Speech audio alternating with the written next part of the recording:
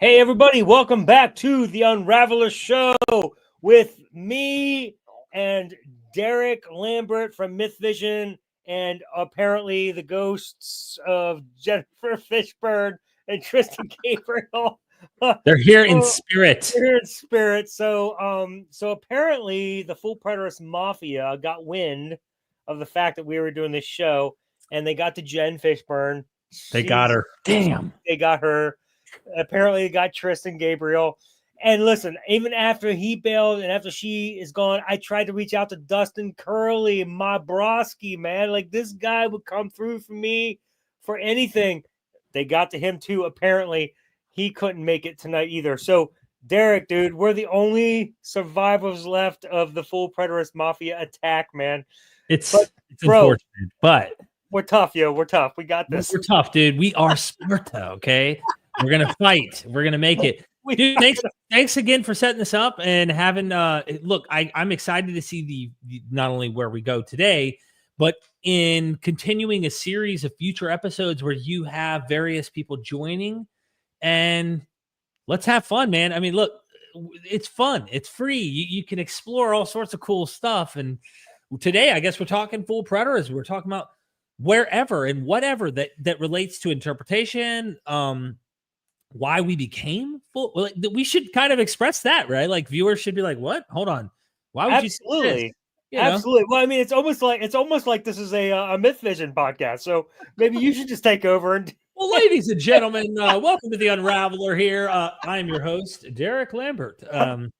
No, man, you're awesome, dude. I appreciate you doing those conversations, by the way, with some of the guys that come from the preterist background, right? And a lot of them do, or they've dabbled in full preterism. A lot of them are futurists now again. Right. Yeah, it's really right. Super fascinating. Yeah. But we just went a different direction, and little steps change how we might, change our mind. But we're all human. We're trying to figure it out. Are we not?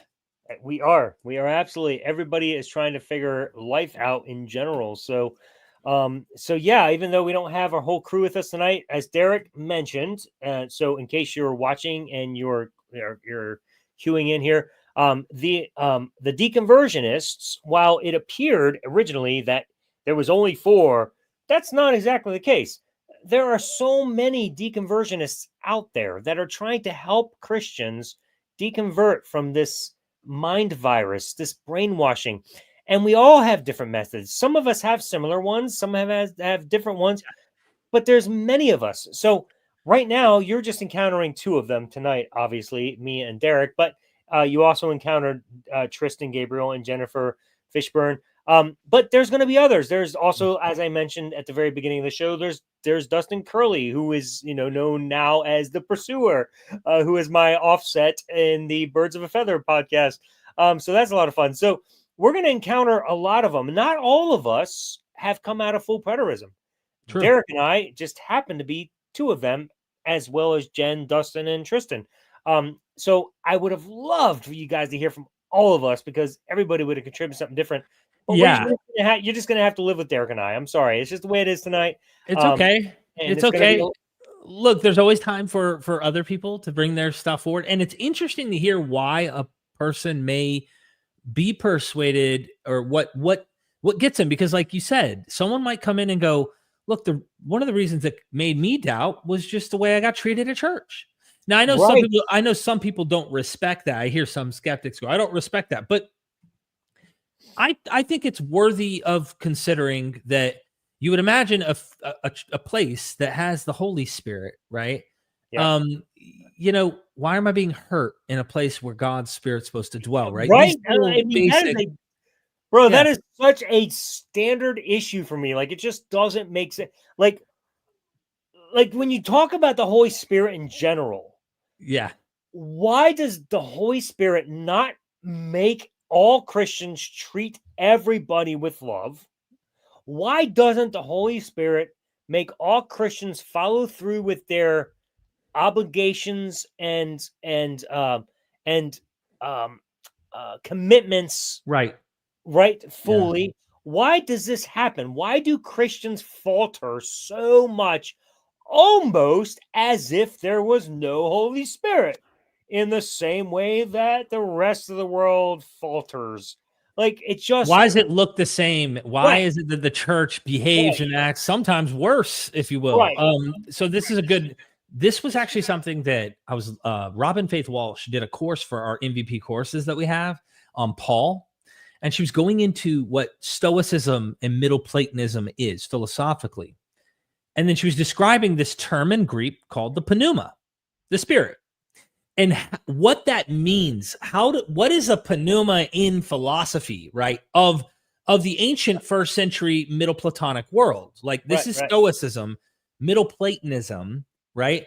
And you're like, well, I don't even know what the hell that means. Okay, so there's like how the world is created, what the belief in God, all of this plays a role, right? And she pointed out something during the episode while I'm sitting there recording, watching her explain, because I'm the one behind the cameras always. And she's like, notice Paul is talking about his church that has the pneuma, the spirit. And he's having to address that a man is sleeping with his dad's wife. And then another man is suing his other brother in Christ. And then another person is doing this and that. Like, the point is, and look at the Corinthian letter, there's constant chaos and all this disruption and stuff going on in the church. And I thought about it and I was like, that's actually a good argument for someone who's a skeptic, who's trying to portray and like get you to see that the very foundational church itself, now you could really take it back to Peter and Paul, according to their strife. They're supposedly filled with the Spirit, which leads you into all truth. And yes, and they don't know the truth. You see what I'm saying? Well, and then there's Barnabas and Paul. That's Barnabas and Paul. Yeah. Peter and Paul. But then Paul writing to this church that he's having to discipline in his letter in a way, if you grant that Paul wrote the letter. There's a lot of scholars that are doing all sorts of interesting things about that. But the majority of people suggest these are authentic Pauline letters. And he's writing to Corinth and he's saying, cut it out. Why are you behaving this way? This is not how the Spirit is. The Spirit's supposed to be organized. So what would a Christian say, right? Clearly they would go, that doesn't do anything to debunk it. That just tells me that they didn't have the Spirit. So you know how you brought me on tonight to talk about full preterism, and I was like, all right, I told you in the text, I was like, listen, I think cognitive dissonance needs to be brought up. We have to explain what cognitive dissonance is and what happens in belief. And I want to get the strict definition for you here as we dive into this. We all have beliefs, and it's not just about believing in God or Jesus. It's beliefs in anything, beliefs in my spouse. If my friend comes to me and says, your wife's cheating on you, bro. I saw her with a guy getting out of a truck at the gas station at the corner, and she's like making out with him. And I know it was your wife. there's a belief in my mind that she would never do that, or I trust her to not do that, right? Right. So my reaction might instantly be to defend her and accuse him, Right. Sure. or rationalize you got the wrong girl. Notice it can never be usually, yeah, she cheated on me and it was like that. Usually if you're like shocked by the data, it's not going to be an easy just, oh, really? Wow, yeah, I accept it. It's going to suck, and you're going to have all your walls build up to rationalize and explain away what you don't want to be the answer. All right, so I mean, so let's broach this from a full preterist perspective then. So everything you just explained, let me just come at this and pretending I'm still a full preterist. What I would have responded is that okay, so Derek, you're right. The Holy Spirit, it wouldn't allow all these things to happen. They wouldn't let Christians all not love or whatever. But Derek, come on, you're a full preterist. You should know that there is a transition period. Right. And in this transition period, the Holy Spirit isn't in full effect yet, because we're still living under the old covenant system, right? Right. So under the old covenant system, which all of it is under the biblical narrative, correct? Right? The whole thing is the biblical narrative. So under the Old Testament system, on the old covenant system, the Holy Spirit hasn't taken full effect. So you shouldn't expect people in the Bible times to actually act the way fully we would expect them to act according to the glory of God. Okay, valid argument, I think. But notice you literally just did an example about my spouse cheating on me. Here's what I mean. You're finding a way to make sense of it, of course, to keep your belief intact, right? Of course, so it's psychological. But the difference is your wife and you aren't under a covenant transition. Well, system. I'm simply saying there's a belief. Belief generally. I have a belief in her that she wouldn't do that, and now I'm being confronted with evidence that she is by a friend who claims. And I'm gonna probably obviously investigate, but immediately defend her and have an excuse. Sure. So your excuse, let's play hypothetical. Your excuse is we're in the transition. And then I might ask a further question. Okay, Alan, if I grant you that argument, then are you suggesting that after the day 70 AD or 73, when the war ends, that they no longer sinned at all? And there was no more strife amongst Christians, and that there was no more beef with the Spirit? Bingo. So see, that's, you know what I mean? No, you've just, that's exactly where I was going. That's bingo. You've just hinged on the exact problem. It's okay. Right. There's a logical argument from the biblical text that there was a transition period. So yeah, we shouldn't have expected the first century saints to act perfectly according to Spirit. But my problem is, why the hell don't we now? Like if everything was fulfilled, 70, 73, pick your poison, whatever the date is, why aren't Christians who are completely and utterly filled by the Holy Spirit now, completely and utterly in the new covenant system without any repercussions from the old covenant system lingering? What the heck is going on, Derek? Why don't Christians today love perfectly, have no sin in their lives, have no bearing, especially since they have all of these supposed benefits of the eternal kingdom that are supposed to motivate them to do all this loving stuff? What's the issue, man? Why do Christians act exactly the same way as non-Christians? Well, I think you and me have our own logical conclusion. That is because these are human constructs, and like they're systems that men have produced, right? To how they observe the world, what they believe, their belief systems constructed culturally and stuff. But if I were a full preterist, I can already think of things that they might try to say. In fact, one time, I'll give you an example. I was at a Hindu's house. Now we're getting out of Christianity, but I think it's worthy of an example. Very sweet Hindu lady. I was doing an estimate for landscaping for her, and she invited me in her home. And this discussion, she said, there is no good and evil. It's an illusion. In their Hindu system, for some reason, she was describing that ultimately it's ignorance that's the problem, that there's no one who actually has, like, there's no actual evil and there's no actual good, but people are ignorant. So I guess what I'm getting at is I could see a full preterist going, oh, no, sin's paid for. There, you can, like people who behave accordingly that is not good according to the ancient Bible, they aren't really guilty because it's all been paid for back here in 70 AD and there's nothing to hold accountability to them. But then you get the Ed Stevens and those kinds of people who go, no. There was definitely a judgment here, but like individual judgment takes place when you die. And then you have to like come before the Lord.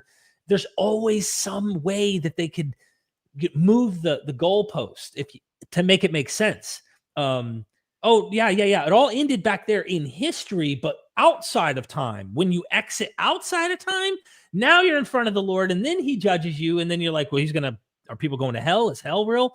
Well, I also believe that when you die and you come before the Lord in judgment, he gives you a second chance, and you get a chance to, then to accept him. And if you're really that wicked and you don't accept him, you're actually choosing to go to hell yourself, and God's not really putting you there. Notice I'm getting God off the hook of trying to send people to hell. You send yourself there because you want to go. And like, right, dude, it never ends. It literally anything goes to make it stay intact.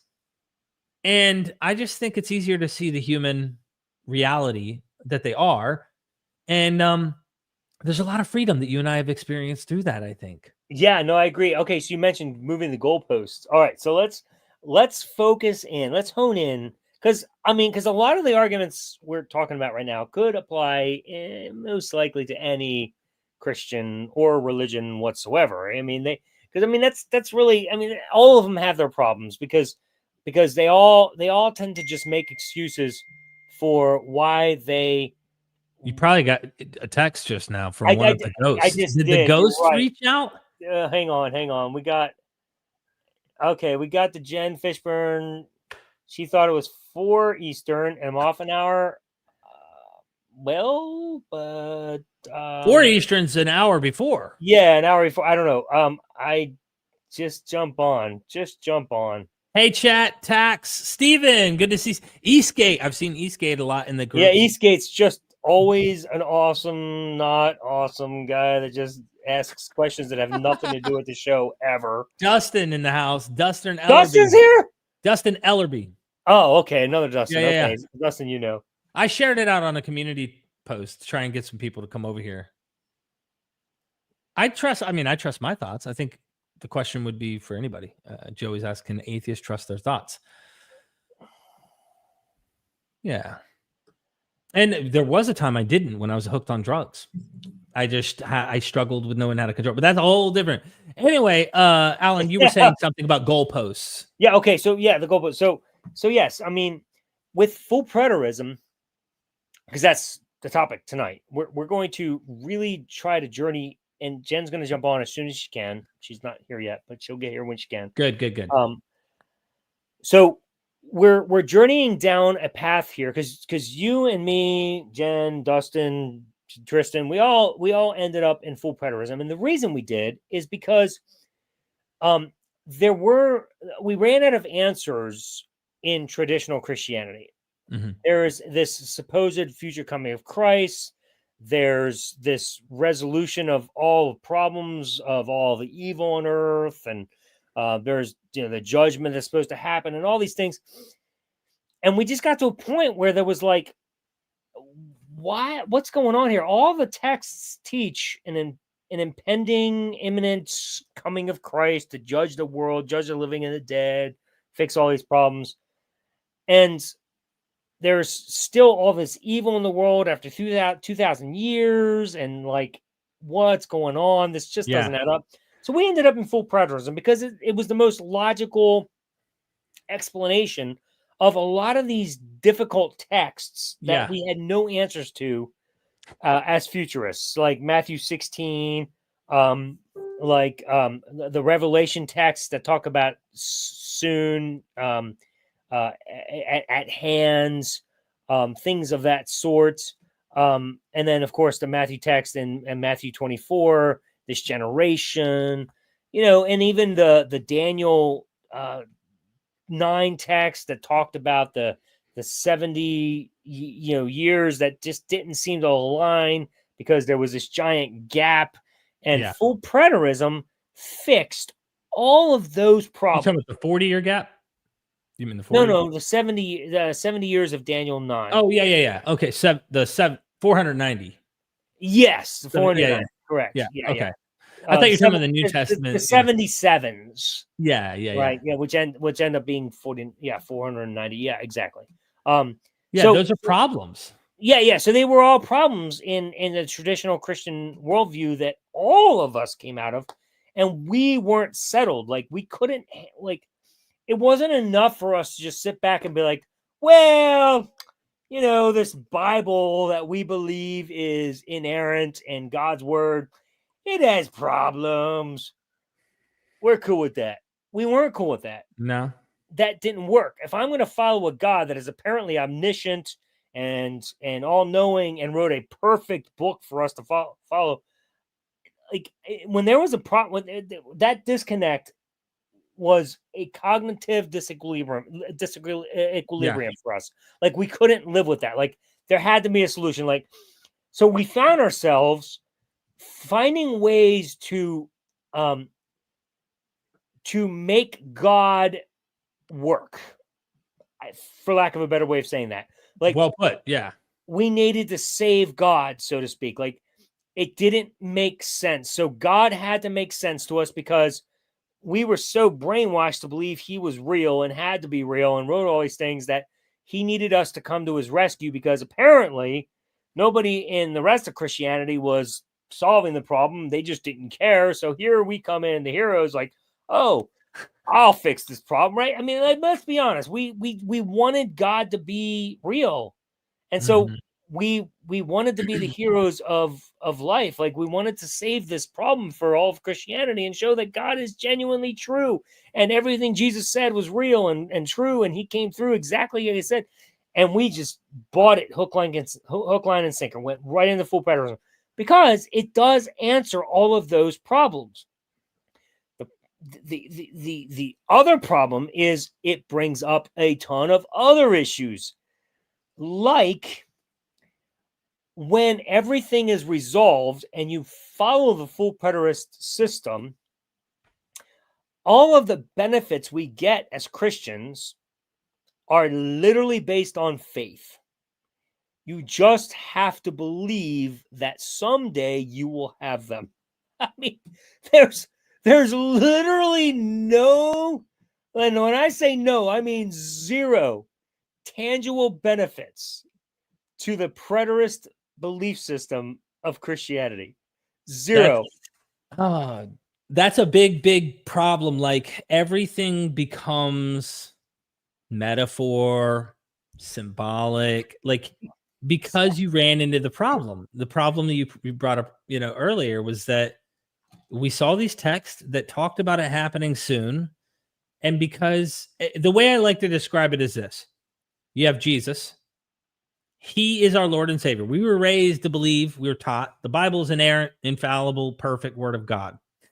Jesus is Lord. And he can't be wrong. He can't lie. He can't be wrong about this. And if he doesn't know something, he just says not even the Son of Man knows, right? So he can't lie. But Jesus is right. He said some things. Those things were supposed to happen soon. So that time, we're now reading these texts thousands of years later. We're like, that time was soon to him. It was clearly back there. Right. That means what he said was supposed to happen happened. Why? Because we go back to the first point. Jesus is always right and cannot be wrong. Okay. So, the easy, obvious Christian answer would be full preterism. Yes. It happened, but how? So now we're back to, my wife didn't cheat on me, but let me explain how. Back to where that cognitive dissonance thing is, where I'm trying to explain, no, she couldn't have. You missaw someone who was blonde, and you don't understand that my wife actually wears these kind of clothes. Like anything you can to make it not your wife. So what I'm saying is if the words meant actual resurrection, real, literal, final resurrection, actual judgment, where he's supposed to actually come on a cloud, according to Acts chapter 2. It seems like Acts 1 and 2. Sorry, 1. I think it's chapter 1. But he's supposed to come in the same manner in which he left, right? I know Don Preston's argument here, but I'm simply making the point. If the standard Christian view is this happens, then you get the Ed Stephen-ish interpretations who go, he did literally come, and there was literally a resurrection, and There was like literally he took people off the earth behind the mountains. Remember when Jesus said flee to the mountains? Well, that's where it happened. It happened behind the mountains when he raptured up the church. And those, remember when Matthew talks about the graves opening up and the saints coming? That was the resurrection. I mean, like, you can make anything you want to make sure it happened. You literally can. Anything you want. And that's why I think cognitive dissonance studies is an important one. Right now, for example, I just Googled cognitive dissonance, and it says cognitive dissonance is a psychological state of discomfort felt when a person holds two conflicting beliefs, values, or attitudes. This discomfort arises from the tension between our thoughts and actions, or when our beliefs clash with new information. It's a natural human experience that motivates individuals to resolve the conflict and restore a sense of self-consistency and harmony. So the whole reason we do it is we have to make it make sense. It needs to make sense so that our minds can be comforted by it. So again, my wife did not do that. And you have anything to make yourself comfortable because this belief is harmful. It hurts to challenge long-held beliefs, right? Let me share something with you. This is the book called When Prophecy Fails. If you don't mind sharing this on the screen so viewers can see it. Oh, I don't mind. Do you have the ability? Oh, yeah, I got it. There it is. Yep. Okay, this is a book talking about in the 1950s. Actually, can I just read it? Let me just read. Yeah, this is important because this is so fascinating, bro. And if you apply this to every other cult, Jehovah's Witnesses, Millerites, the Seventh-day Adventists, Sabbatai Zevi, Jesus with Christianity, Judaism, the Essenes and Qumran. It goes on and on and on and on. UFO cults, which is what this is about. All right. Imagine for a moment that a group of people are convinced that in a few months, a cataclysmic flood will destroy the North American continent. They also believe that minutes before the catastrophe, a vehicle will arrive from outer space, swoop up this small band of believers and carry them to safety on a distant planet.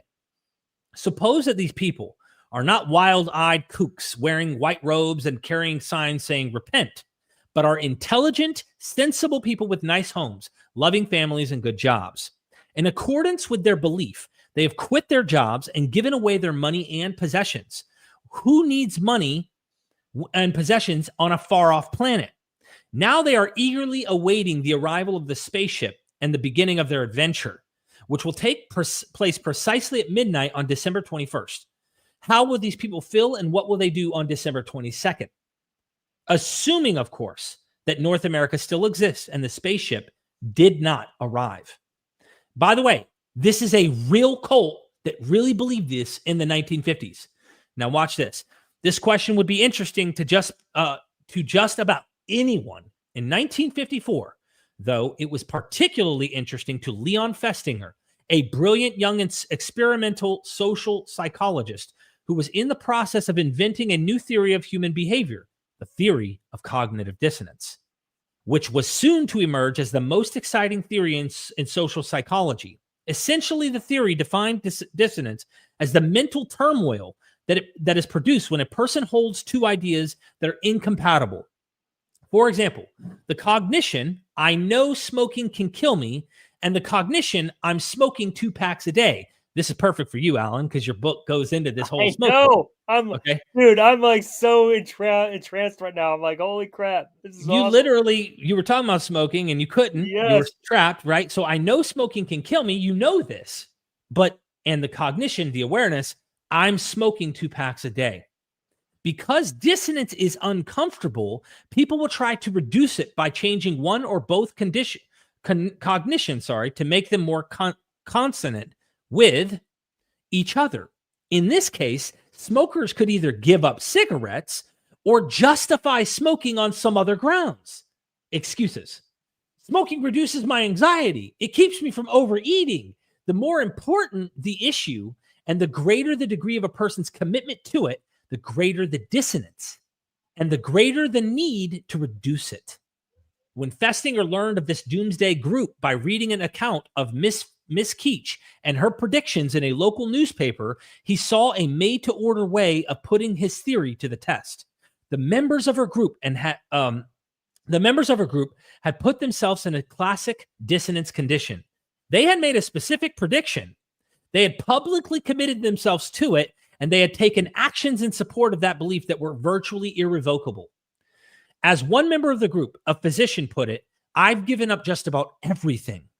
Jesus says, sell all that you own to the rich man.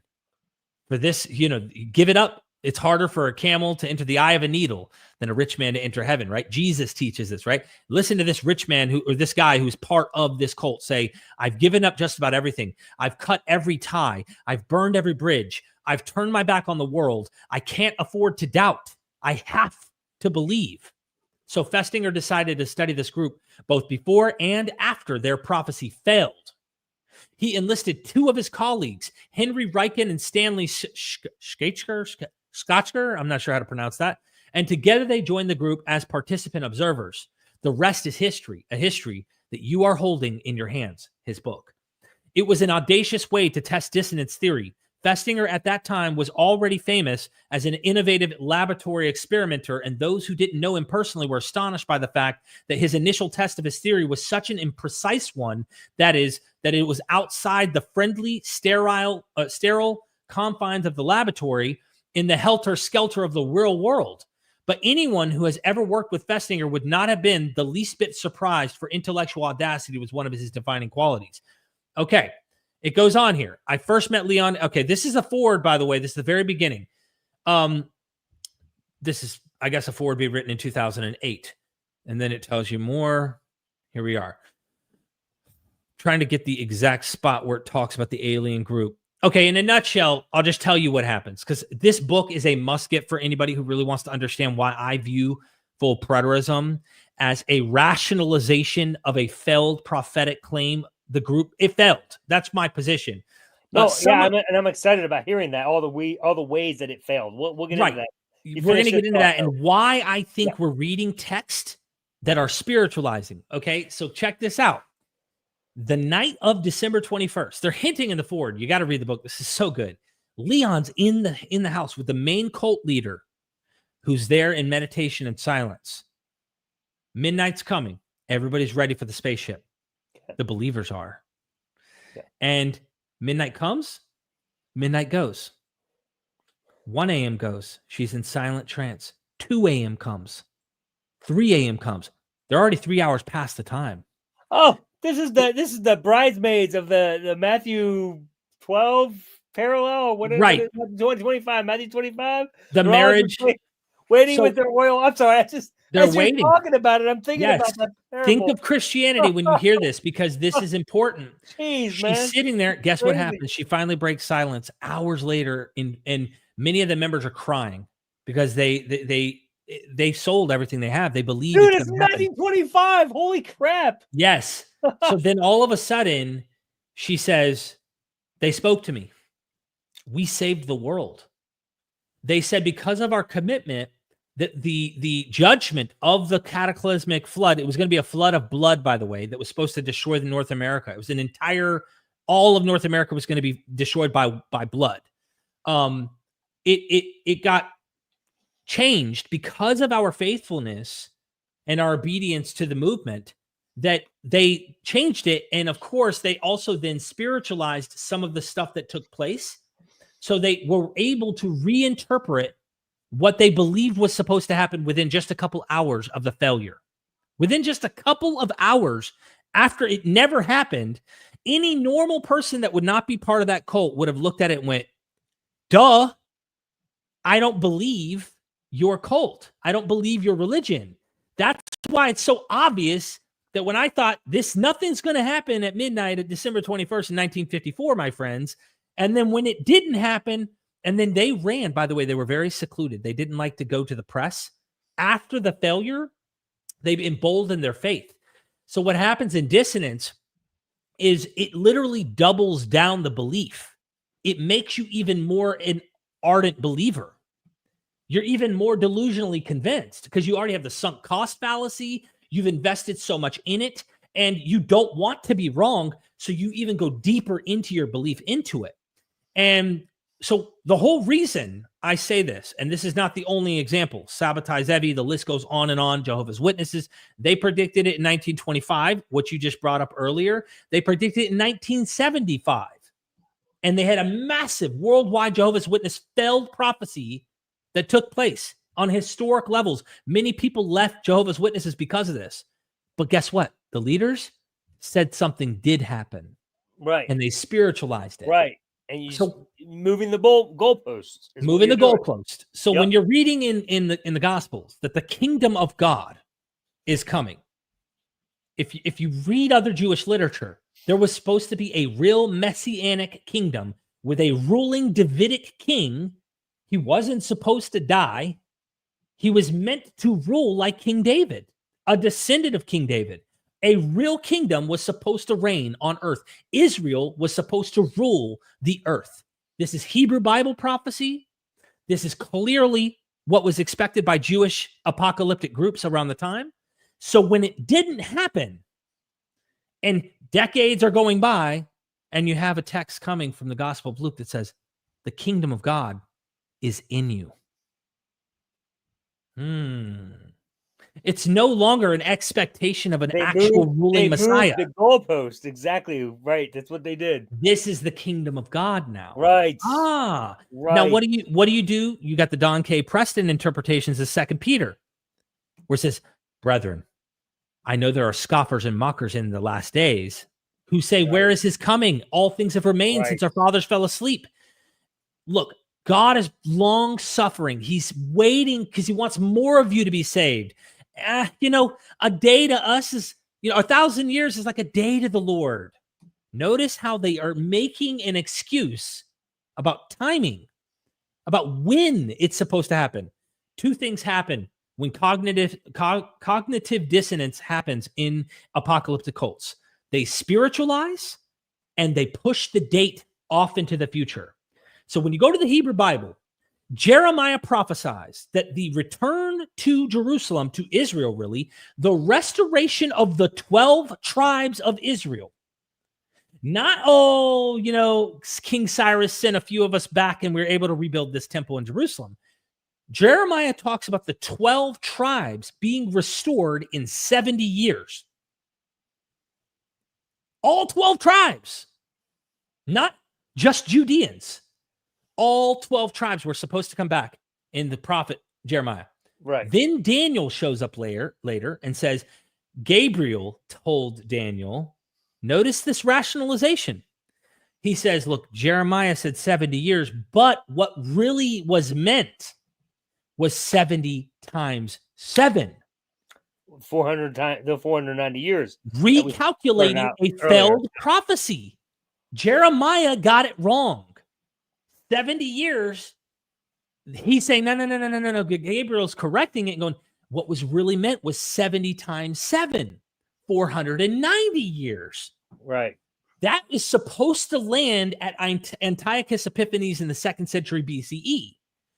A good 150 years before the Gospels is when that was supposed to happen. And there are 3 calculations in Daniel's book that talks about blessed is he who waits to the 1,290 days and the 1,335 days. And scholars look at that and see, oh my God, whoever wrote this text was thinking it's going to happen at this day. It didn't happen. Oh no, it's going to happen on this day. No, it didn't happen. It's going to happen on this day. Like every apocalyptic cult ever. Then the can just gets kicked down the road. The belief doesn't get disregarded. They still hold on. They just rationalize it in a new way. If I may just interject, just to add support to what you're saying, even the most prolific author of and advocate of full preterism, Don Preston. Right. I don't know if you read his book on the 70 weeks of Daniel. I have it. It's been a while since I've brushed up on it. So I read it, and for some reason, this just one thought stuck in my head, and this was still when I was a full preterist, right? So I read it. And I was underimpressed, and here's why. When you project to 490 years from the time that Daniel prophesied it, that would have been at the time of the first, when Christ was actually alive, and the way some interpreters say it was during the time of Jesus' death, and then Stephen in the book of Acts. I've seen that interpretation, and that's the one I held on to for a while, but. Right. That also has its problems because it's almost like that interpretation is like, oh, it fits, and then it fizzles. Like there's no There's no climactic ending to it, so it's like, oh, it's kind of like a letdown. It's like, oh yeah, okay, great prophecy, nothing happened. So I remember thinking that. I was like, yeah, that fits a timeline, but that's boring. Don Preston actually, he takes that text. And do you realize that as much as the full preterist is about the time texts and about following them to a T, he postpones, as much as he criticizes the gap theory of that 70th week, right? He postpones the 70th week for 40 years. Right. Until the destruction of Jerusalem. And he makes it land on Jesus. Notice, though, he has it land on Jesus. Yes, it has to have it lands on Jesus. But it's still a gap. It's still a gap no matter what. So let's just move the goalpost. Right. And in this case, it's moving the goalpost forward. It's moving it from 2,000 years later to only 40 years later. That's still a problem. You do realize that's still a problem. It doesn't follow a 70-year consecutive timeline. That's like what? Absolutely. I want to pull up Antiochus Epiphanes just to get the exact. I think it's the 160s. Jen Fisher was with us. Jennifer! Hey! You're here. Oh my God. We thought the full Preterist Mafia got you. We swore Don Preston showed up at your house. We did. Putting a gun to your head and said, you better not get on that show. We thought they got you, man. We thought they got you. I'm so glad you're still alive. I think we lost Tristan for life, but you're here. Thank goodness. At least there's 3 of us. Thank goodness you're still here. Okay, welcome. Dustin and I are just talking about the 70 weeks of Daniel. Yeah, we were just talking about how... Not Dustin. Yeah, I'm sorry. Did I say Dustin? I love Dustin. Dirty Derek, Dustin. I'm sorry, Dustin, Derek. I'll take all of them. I don't mind. All of you, my friends. Jennifer. Dustin is the word I use for all of you. You're like all my friends. Jennifer is Dustin. Sometimes, if you're my friend, you're a Dustin. Okay. I'm Dustin. I'm Dustin. All right. Yeah. Okay. I screwed up the word. Derek here is about to post up a text on this issue with the 70 weeks. So, I wasn't going to pull a text up. I was going to just bring up that the critical scholarship on Daniel, what's interesting is... I'm sorry, this is hilarious. Jen got locked up. Oh my gosh. Don, leave her alone, Don.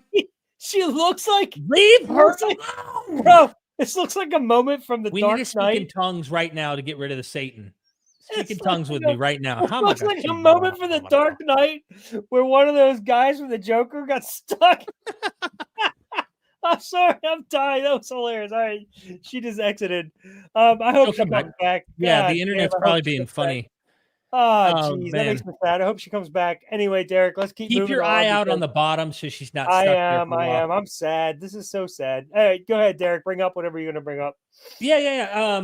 Okay, it's worth just mentioning how scholarship sees the book of Daniel, right? Daniel is portrayed, the character Daniel, by the way, I've got some videos coming, bro. I'm leaking a little bit, a little here, a little there with you. Daniel is portrayed, he's a prophet figure who's happening during the transition between Babylon and the Medo-Persian Empire with Darius and, King Cyrus and all these different characters that pop up, right? He's supposedly existing in the 6th century BCE, early 6th century, I believe it is, where Babylon is fallen to Persia. Okay. Daniel, by the way, did you know that the name Daniel has roots in older Ezekiel, older prophets? And that Daniel, which is mentioned, is inspired from an Ugaritic myth about a guy named Daniel. Just figure I'd fill you in on this.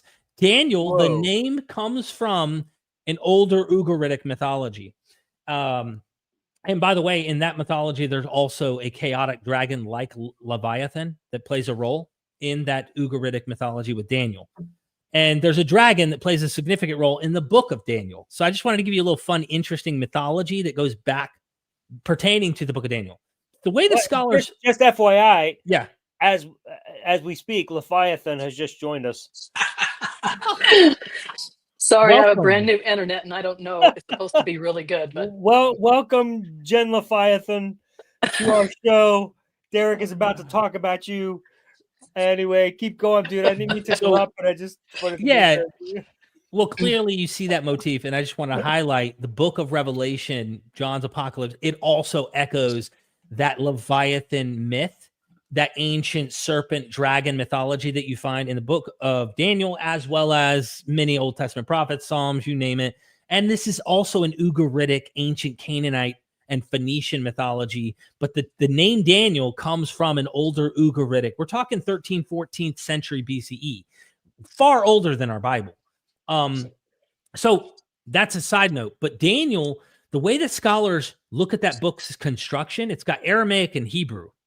There's a Greek version too later, but the Aramaic and Hebrew sections. And they think that some of the folk tales may have had a little older, that they're like recycling them into the book of Daniel. But Daniel is supposedly like a prophet in the 6th century BCE in Babylon as a captive. You know how they were taken captive. And he's the one who's a writing on the wall. We all know the famous stories, Shadrach, Right. Meshach, and Abednego, the fun Right. stories, right? That Right. never happened, but fun. Right. And then you get these like prophecies that start getting into these later chapters that go like, they literally pinpoint precise predictions about stuff that historically happened in the 2nd century BCE. Like, he gets the accuracy, whoever the author is, someone writing in the 2nd century BCE is writing to a T exactly what happened. So this is how they date it. Right after one of the prophecies, and all of this is off the top of my head, he gets every single prediction wrong. None of the things that happened after one of these moments in Daniel 10 or 11, everything after, completely wrong. Even Daniel 12. Yeah. Well, oh, yeah. well, that I mean, didn't happen. Yeah. Daniel 12 is a, it's about the resurrection. So Right. It never. Yeah. Okay. Yeah. So ultimately, what the scholars do is they realize, hold on, we know these things happen, and they can check it from extra biblical text, right? Text from Persia, text from actually people that are in Greek sources, Antiochus Epiphanes material, other Jewish writings, the Maccabees, you name it. And what they did is they found he got everything right, which meant whoever's writing this story, if you believe these texts, you could say he could write whenever, and it's predicted. It really prophesied from the 6th century what was going to happen in the 2nd century under Antiochus IV Epiphanes. But what critical scholars do is they go, no, the hell he didn't. Like, whoever's writing this story wrote it and got all the details right, and then went out on a limb and made real predictions, and like any real prophet, making detailed predictions, not basic stuff, not like, Alan, you're going to eat a meal tonight for dinner. Now, that's either true or false, right? But it's kind of like mundane, and like anyone can predict that because it's not real prophecy. Right. But if I said, Alan, your ring finger on your left hand is going to go missing tomorrow, it's going to be chopped off. That's a little more predictive, yes. If that actually happened tomorrow, guys, you might seriously go, "What the hell is going on?" Right? I might think you're part of the mafia. I think the Preterism mafia that took Jen and Tristan out tonight. But yeah, go to Alan's house tonight. Cut his finger off. Don't you even dare! I know you have that connection, dude. Don't. No, hell no, I wouldn't do that. I'm just making the point, though. Could you imagine if your finger really did? That would be kind of shocking. It wouldn't prove any conclusion necessarily. It would just be like, damn, that was a really cool prediction that really happened. Unfortunate for Alan, but like, that's pretty detailed that he could get that right. Why is it gonna be me? Well, that's kind of what happens. The scholar said, like, some of the things they said, how Antiochus IV Epiphanes was going to die is mentioned. He doesn't die that way, and he doesn't die where he says he's going to die. It was much later. It was outside of Israel. It's all added in retrospect. Well, I'm saying these are wrong. These statements about how he was supposed to die are mistaken. And so scholars go, okay. He gets everything right up to like 165 BCE, and then everything after that is wrong. Well, that's when he wrote the book. Because it's like me right now, if I'm talking about modern politics or modern geopolitics, and I said, listen, Pakistan struck a bomb upon India, okay? And I give you all these details about what just happened. And then next thing I know, I say, and then in a week from now, India nuked Pakistan. Terrible news. Knock on wood. Clearly, no one wants that. But imagine I said they nuked them, right? Next week comes, there's no nuke. And then the next thing I said doesn't happen. And the next thing I said, you would realize, like, damn, Derek's talking about this or wrote this down somewhere around when the war started between Pakistan and India. But like, he clearly stopped writing by a certain period. Is her internet bad? I don't know. Maybe she just got tired of hearing you talk, man. I'm just kidding. I'm just trying to fill you in on Daniel so you understand like what the critical scholarship says, and then I want to allow. Playing, bro. I don't know why she disappeared again. Tax agrees, man. Come on, Tax. Come on. Derek loves to hear himself. Don't worry, man. Apparently, I've never missed a meal.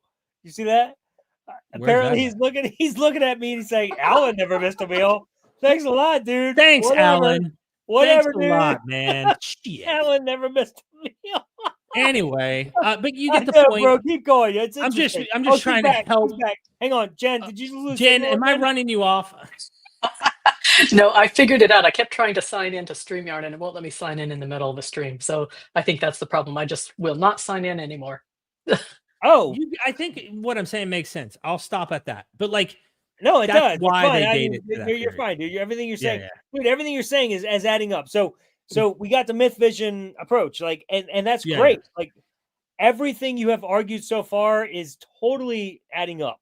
It was divine revelation. That's how I found out. I mean, well, obviously, yeah, yeah. Thank goodness you have the Holy Spirit to tell you all these things. That's wonderful. So yes, so we have all the problems with, as we discussed earlier, everything that you have, all the benefits you get from the fulfillment is all based on faith. There's no tangible benefits. It's all faith-based. And then you have all of the mythical versions of it that you're arguing that all equate with the failed prophecies that never actually happened. Right. But they predicted them. They're supposed to happen.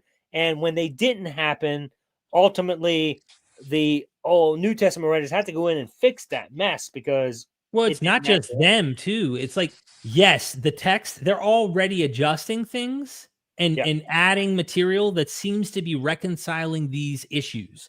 The resurrection that was expected to come. If you read the Gospel of Thomas saying, I think it's 109, the disciples ask Jesus, Lord, when is the repose of the dead going to take place? The resurrection, when's it going to happen?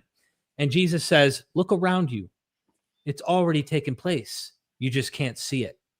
Right. So, like, that's thanks, man. Great. Well, if that's the case, right? This is what I think has been so good. And Jen, you, I'm trying to think here. My brain's our other ghostly friend that didn't show up, Tristan. Like, we've been capitalizing on this. That's issue. Right. You can forget his name. He's dead. The Preterist Mafia got him, man. He's gone. I'm just glad. I'm just glad they didn't get Jen. I thought they got both of them. I'm so glad. But yeah, if I mean, no matter what take you do take pertaining to our models, this is a problem.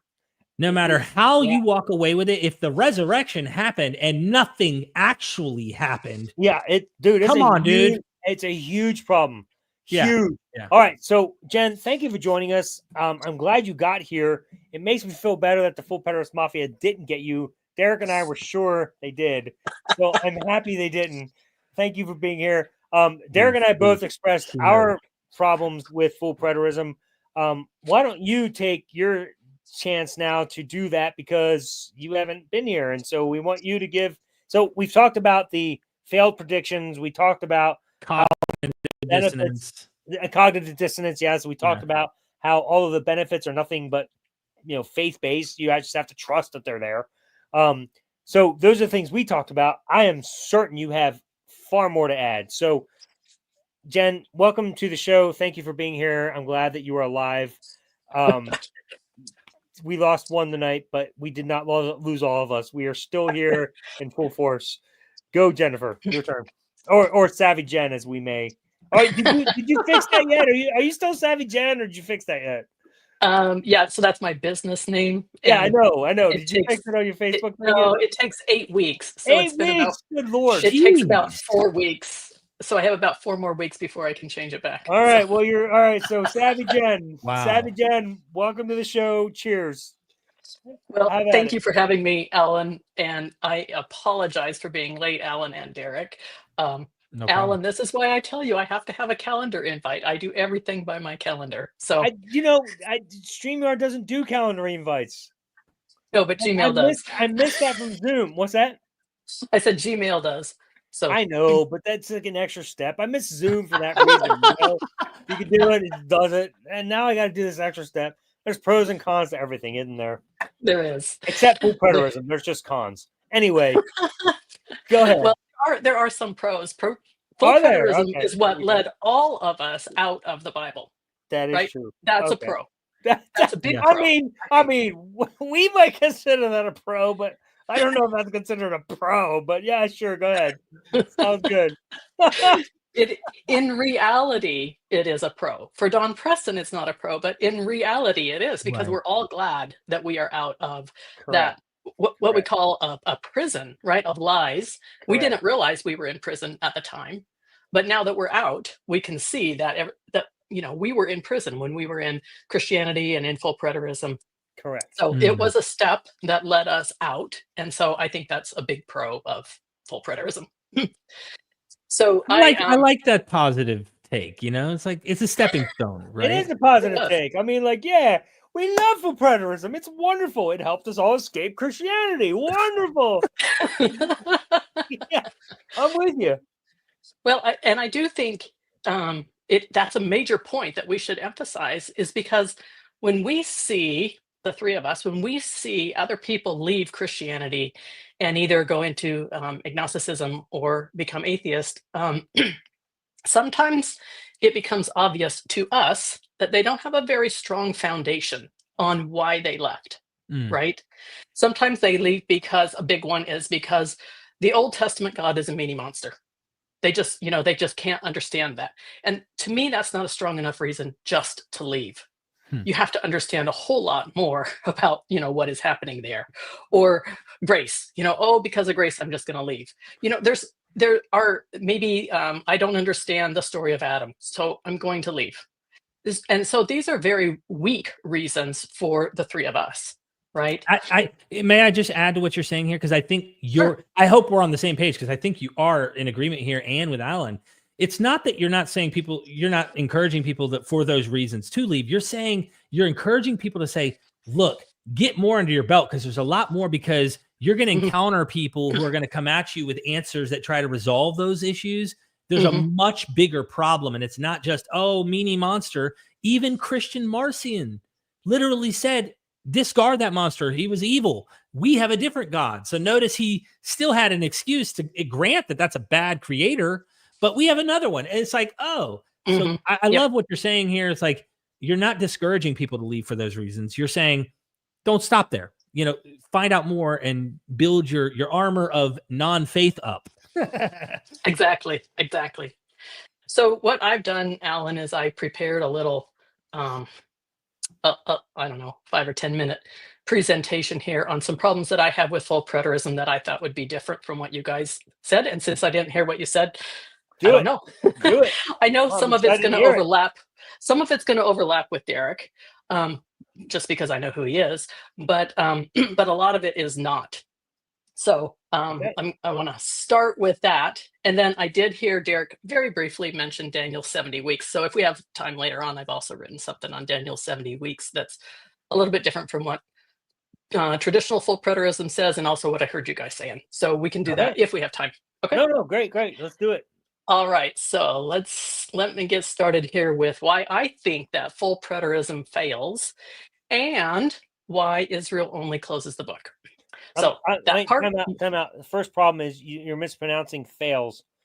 It's fells. That's the way Derek says it. Fells. You can't make fun of you cut her off and you make fun of me. Come on. All right, now give me a chance to lay out my case. Okay. All right. All right. So full preterists are right about one thing: the timing. The end of the age was not a future global apocalypse. It was the end of the old covenant world. Like Don Preston teaches, right? Fulfilled in the 1st century with the fall of Jerusalem. That part's airtight. But they're wrong about the most important thing, the audience. So full preterists claim to believe in audience relevance, the idea that the scriptures meant something to the original hearers, but when it counts, they just abandon it. So they read Gentiles as modern Christians, they read church as us, they read kingdom as now. They build entire doctrines on verses that weren't addressed to them in the first place. So full preterism says the story is finished, and then it acts like we're still in it. So it's a theological sleight of hand, and it falls apart the moment that you truly consistent with audience relevance. So let's start where most full preterists do. John 3:16. For God so loved the world. They say that's a universal promise. Christians do too, right? But who's Jesus talking to? Nicodemus, a Torah-trained Pharisee, a man already in covenant. And the word for world there, cosmos. That's used throughout John's gospel to describe the ordered system of Israel. And there's a whole bunch of verses where he uses it that way. Whosoever believes wasn't an open invitation to humanity. It was a call for covenant insiders, Israel's old covenant, to recognize their Messiah. So that's not global salvation, that's covenant rescue. Let's take a look at Matthew 24:14. The gospel of the kingdom will be preached in the whole world, and then the end will come. So full preterists say that meant global evangelism, but the Greek there is oikomene, the Roman world, not the planet. Paul says in Colossians 1:23 that the gospel had already gone out to every creature under heaven. So the end there was not the end of time, it was the end of Israel's old covenant age. The gospel of the kingdom wasn't a Christian message about heaven, it was a royal announcement to Israel. Their king had come. Or Acts 2:39, the promise is for you and your children and for all who are afar off. Far off? Well, most full preterists interpret that as Gentiles. But Peter is quoting Isaiah 57:19 and Daniel 9:7, both using far off to describe scattered Israelites. And just a few verses earlier, Peter addressed men of Judea and Israelites in Acts 2:14 and 22.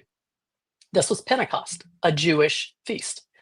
Every nation listed in Acts 2 was a Jewish diaspora region, not foreigners, just estranged sons. When Paul says in Ephesians 2:11 through 13, you who were far off have been brought near, he isn't describing non-Israelites joining the covenant. He's describing Israelites returning to it. These were people who were excluded from the commonwealth of Israel and strangers to the covenant of promise, meaning that they had once been included. So you can't be excluded from something that you were never part of to begin with. That's audience relevance. And full preterists ignore it every time they universalize a verse like Galatians 3:28, neither Jew nor Greek, or Romans 3:29, is God the God of the Jews only. They strip these verses from their context, a fractured tribal Israel, and apply them to modern converts. But Israel only doesn't do that. Israel only keeps the audience intact. Every promise, every judgment, every covenantal term all stay inside the house of Israel. The elect in Matthew 24:22, the saints, Romans 1:7, the bride, Revelation 21:9, they're all covenant people. They're not metaphors. There's no spiritual meaning here. It's just a remnant being regathered to fulfill exactly what was promised. And that remnant, it had a wedding. Hebrews 8:8 says that the new covenant was made with the house of Israel and the house of Judah. No one else, not the church, not the world. And when Revelation describes the bride coming down from heaven, it has 12 gates named after the 12 tribes of Israel. Not denominations, not spiritual nations, just the 12 tribes of Israel. This isn't just theology, it's structure, it's narrative closure. Romans 11:26 says all Israel will be saved. Paul doesn't redefine Israel. He doubles down on it. Abraham, Isaac, Jacob, the covenants, the promises. These are real people and real genealogy in Romans 9, 4-5. The mystery of the gospel wasn't that Gentiles were now included. It was that the lost tribes, the ethne, would come home. So what happened after the wedding? Nothing. And that's the point. There's no evidence of a resurrected people. There's no historical record of a literal rapture. There's no mass disappearance. There's no dancing in the streets. There's no change in religious structure. There's no sudden abandonment of Torah. There's no community saying, it's over. Don Preston says that the resurrection was invisible, spiritual. But Paul said it would be visible, transformative, that they would be changed, that death, their covenantal state, would be swallowed up in victory, that the trumpet would sound, that every eye would see. Ed Stevens says that they vanished, but no one noticed. No historians record it. No enemies mention it. Not even the groups that survived it, like the Ebionites, the Nazarenes, or the Proto-Orthodox communities, speak of any disappearance. This is not a fulfilled event. It's an unsubstantiated one. And when you zoom out, it gets worse. There's no external evidence for Jesus outside of Christian sources. The authorship of the Gospels is anonymous and dated decades after these supposed events. Paul never met Jesus and contradicts the Gospel accounts. The Gospels contradict each other in chronology, geography, and speech. The resurrection stories are layered and edited, not eyewitness accounts. The New Testament letters show internal conflict and fragmentation, not unity. Revelation is written in apocalyptic genre, common in Jewish literature. And the entire narrative mirrors ancient Near East myth cycles. Chosen people, divine war, cosmic signs, temple judgment, marriage. And the most important layer, there is no continuation. So if you believe full preterism, that the story ended in AD 70, then you're left with a major dilemma. What now? Full preterists claim that the kingdom continues spiritually, but the Bible never said that. It ends with the marriage, with the bride, with the New Jerusalem descending. That's the climax. That's not the beginning of a new age. And I.O., Israel Only, makes that explicit. The Bible is not a handbook for the church. It's a closed covenant story, a national myth, a prophetic epic from creation to consummation, for Israel and Israel alone. The gospel was for Israel. The restoration was for Israel.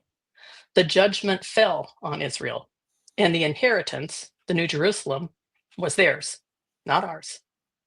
Now, once I saw that, I didn't just leave preterism, I left Christianity because there was nothing left to inherit.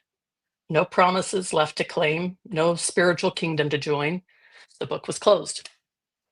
And the silence that followed, that wasn't a failure.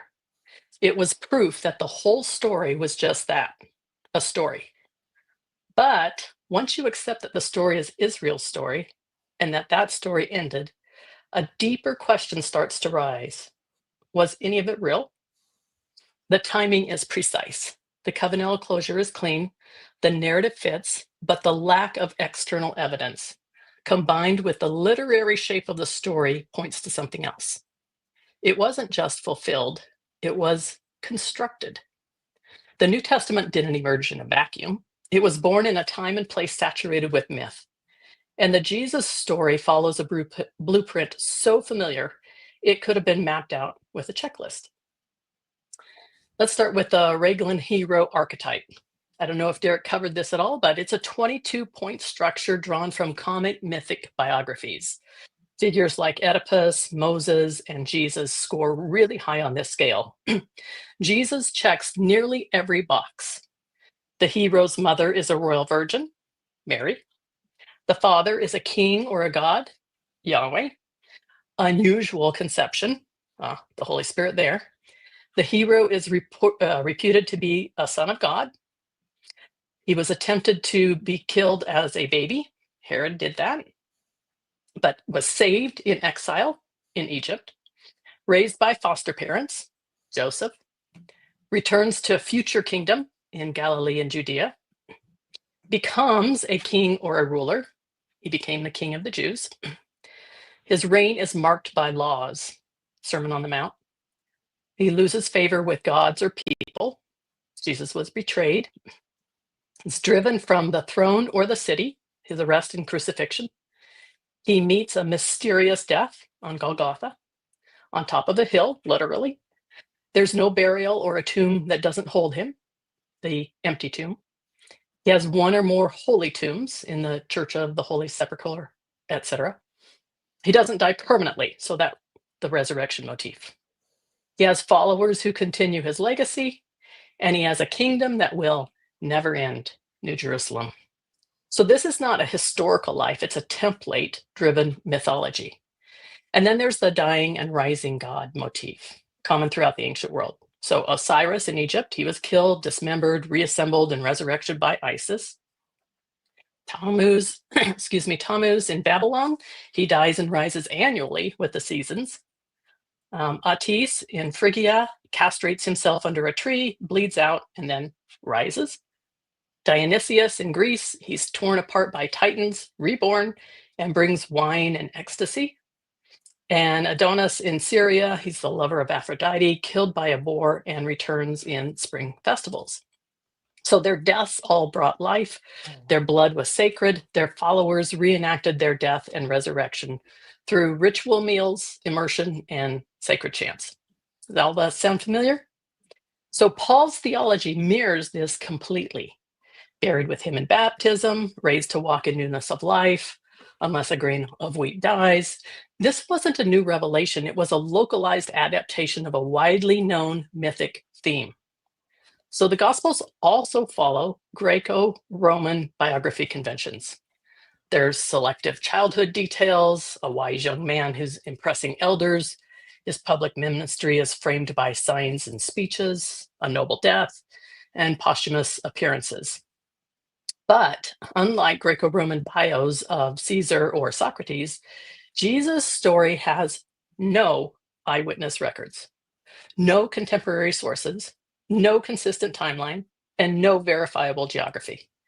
The Gospels were written anonymously, decades later, in different regions, by unknown authors with competing agendas. Add in pseudepigrapha, the common practice of writing in someone else's name, and you get half the New Testament falsely attributed to apostles. Scholars widely agree that Paul didn't write 1st or 2nd Timothy, Titus, Ephesians, or Colossians. Peter didn't write 2nd Peter. John didn't write Revelation. These were crafted in apostolic voices to lend authority.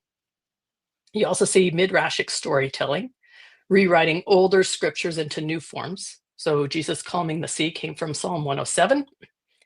Jesus' transfiguration came from Moses on Mount Sinai. Feeding the multitudes came from Elisha's miracle. The triumphal entry came from Zechariah. And crucifixion details came from the Psalms and Isaiah 53. These weren't historical memories. They were theological echoes, deliberate parallels to make Jesus sound like the fulfillment of Israel's myth. And behind it all is apocalyptic literature, a genre obsessed with cosmic judgment, symbolic beasts, heavenly visions, and dualistic endings. So books like Daniel, First Enoch, Second Baruch, and Revelation all use this framework. None of them were meant to be taken literally. They were political protest texts, cloaked in coded visions to resist empire and console the oppressed. The Jesus story doesn't just borrow from these genres, it synthesizes them. So messianic expectation from Jewish prophecy, combined with the dying rising God from the pagan myth, the Raglan structure from the heroic biographies, the covenant theology from Hebrew scriptures, the apocalyptic vengeance from Second Temple texts, the mystery initiation from Greco-Roman cults, and temple theology from Jewish liturgy. It's just a literary chimera, however you say that word, crafted to speak to the hopes, fears, and frameworks of the first century Mediterranean world. And once you see these layers, You stop looking for archaeological evidence. You stop asking why no one noticed the resurrection. You stop wondering where the raptured people went, because you realize it wasn't supposed to be literal history. It was Israel's mythology, wrapped up in genre after genre, to dramatize the end of their world. The war came, the temple fell, the bride was rescued, end of story. And then what? And then Silence. what? That's it. Thank So you. that silence isn't proof of spiritual victory. It's the stillness left after the actors leave the stage. The kingdom didn't arrive. It was never coming, because the whole performance was already written and fulfilled in myth. Right. And that's what full preterism can't admit. Thank you, That's Jen. what Absolutely. No, you absolutely nailed it. Yes, thank you. That so yes, that 5 minutes was not 5 minutes, but it's okay. You nailed it. It was way more than No, 5 she minutes. said 10. She said 10. Oh, she 10. It's still way Yeah. more than 10, but it's okay. It was still very, very productive. Like, you're absolutely right. Like, all of that stuff was correct. Like, none of it ends up being, it's a mythology. It's completely demonstrated to me a mythology. You absolutely nailed it. So thank you so much for all of that history, all of that detail, even the expectations that did not actually come true. That was freaking awesome. Derek, do you want to respond to that in any way? We definitely have our differences about details that we get into the weeds on, but a lot of that I overlap with. I mean, yeah, because like we have a at lot in the end of common. the day, if full preterism fails either way, like that's the whole point. I guess like the analogy I would give to give the difference in where I'm at is a lot of the mythology is written for groups of people who believe it. It's not like a guy who's just an author writing a story. There are people who believe in these stories and craft myths that are part of their cult. So they become folklore or mythology for their cult movements that are actually believing in much of the material that they're actually constructing in these texts. Even if you take Paul's letters as fictive, epistolary fictions, which some scholars are doing, it's still writing to a community of people who claim to be Christians, who are in a cult following, and they are learning philosophy, wisdom. They're gleaning these letters for things that are in them, and there's a lot of apocalyptic expectation that's there. So I think the difference, and help me understand this, Jen, between us is this. You are suggesting that it all happened within the narrative, and therefore the story is wrapped with a ribbon and a bow, icing on top with cherry, the whole nine. Like, it's complete within the narrative, granting somehow, even with all the contradictory stuff you brought up about these texts, that this single unified story about Israel did have its completion at the wedding. Whereas I'm saying they're expecting a real actual end that is supposed to happen sometime soon, but it never did. And they kick the can down the road, and it continues because no end really took place. So it seems like yours is saying it did all happen, but in a mythic narrative. So if I wrote a story beginning to end right now, I can have the story end in a story. You would read Revelation as though in the story it did happen. The New Jerusalem in this myth did come down out of heaven, and they did. And there's no more tears in the story. Yeah, that's what all I'm of those understanding. things. Yeah. So for me, I take it as no, the real people really expecting suffering to come to an end in the real world. And whether you want to say those people are specifically Israelites or, getting into that particular detail only exclusively, I'm thinking they really are expecting a real change. And I would say those are probably the big differences about how we both are pursuing that material. I mean, correct me if I'm wrong. No. But regardless of whether you're right or wrong, it sounds like at the end of the day. Well, I'm not asking if I'm wrong, like as if I just want to make sure if I understand that. Yeah, no, I get it, and I want to give her a chance to answer that because I agree with you. I want to know how your differences happen. But at the end of the day, what I'm hearing is whether it's a mythological story from Jen's perspective that was completely fulfilled according to the story, it's still just a mythology and it doesn't actually redeem anybody. It's a fake story, and you're saying even if it also was a mythology, you're saying I in my perspective, it wasn't fulfilled at all. At the end of the day, it doesn't matter because it's just mythology and it's bad interpretation. It's like whether I prefer It's whether I prefer Michael Keaton as Batman or, my favorite Batman, and his name is evading me. The Batman guy. What's his name? Christian Bale. Okay. So it's like different interpretations of a mythology. But anyway, I just want to clarify that before we jumped into this, because right. Because this is about demonstrating the falseness of full preterism. Right. Because we're all going to have disagreements on. Well, even if I grant, let me just grant Jen's position. Suppose, sure. like, let's just, for the sake of argument, put mine aside and say it didn't fail and all that. You still have to deal with what Jen's saying here, because, I mean, look, full preterists are saying the story ended. They are trying to say, now they don't, not technically. Jen, they got to keep the ball moving, right? Like, we got to be part of this somehow. But Jen's whole point is to say, dude, even if you take my view, like, this is a recycled kick down the road can. You guys are so, like, divorced from these texts. Like, why do you need them? You don't need these. Even if you take my view, if you take Jen's view, you could just literally go into any full preterist group, be talking their lingo, they'll understand, and they could see the problem. But cognitive dissonance would kick in, and they just cannot.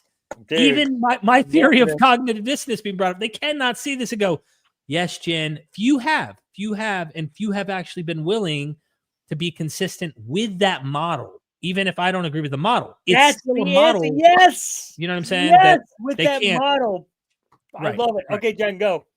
Thank you, Derek. Thank you. That was I mean, I'm trying, but I'm trying, Jen. I'm trying. That's quite a lead up to this question. Brilliant, dude. Brilliant. All right. So what I would say to that, Derek, is that it's a little bit complicated, because that's why we keep talking about these things. There is no one clean answer to any of these questions, right? So I think that we would agree that mythology was the flavor of the day in the ancient Near East, that every nation, every culture had their own version of some kind of mythology, and it had, all different kinds of stories in it, right? Right. So as I began to study all of these different mythological aspects of the cultures in the ancient Near East, and I began to see how many different layers there were, it became very, very clear to me that Israel was really no different from Egypt or Rome or Greece or Assyria or Babylon. It just wasn't. They were in the same time frame, they were in the same part of the world, and they did things exactly the same way. But for some reason, their mythology carried forward and eventually became something that we began to see as true. Now, even most Jewish people today don't think of it as true stories. They still say, no, those were just mythology. They were stories to help us to learn different things, right? Mm-hmm. So this idea that they are true stories is something that has come about mostly later, right? So when I look at this story, I see, okay, if this was Israel's book of mythology, then is this story talking about anyone else other than Israel? It still, to me, is the main story is about Israel and how they interacted with other nations, just as if somebody were to write a book about the USA today. For example, last week, President Trump went to the Middle East. He was in the Middle East for a week, right? 4 or 5 days, right? And when you heard those stories on the news or online, Alan went somewhere. when you heard those stories, you didn't think, oh, President Trump has become a citizen of the Middle East now, right? One of these countries. It was just like, okay, this is still a story about the United States and how we're interacting with the Middle East. So that's still how I see the Bible. There's still other countries that Israel was interacting with. So when I look at the story of the Bible, I do think it's Israel's book of mythology. That's what I now call the Bible, Israel's book of mythology. It's central to Israel. It's how they interacted with the other nations around them, but it's still central to Israel. Right. Now, to your point, was the story itself fulfilled in Israel? I think you take this position, and correct me if I'm wrong, that these things were written after the fact, and they were written as if they were like really good Hollywood script writers, and they were filling in all the blanks. And that's why I went through all the different layers, right? Yeah. And so they could use these You talking about layers. the Gospels, specifically the Gospels? The Gospels, they're a great, they're the best example. And then there some are of the others, forgeries, like Peter. He yeah, never wrote that. definitely. Yeah. Right. So the pseudepigrapha writings, right? And then even the Book of Acts is, there's not much history, Right. real history there, right? So if it we've is, got it's a bunch borrowed from Josephus. I mean, anyway. That's right. Right. So all of these things they weren't just written after the fact. They were written as if they were written before the fact. Exactly. Yeah. Ex eventu. Yeah. Right. So this was not. They weren't real events. These did not actually happen, right? And it wasn't like they were written before, like when you were talking about Daniel, and some were written before and some after. It's not like that, right? You disagree with the Daniel stuff? No. I'm just saying the Gospels is a completely different story. Okay. Yeah. Right. So they were written.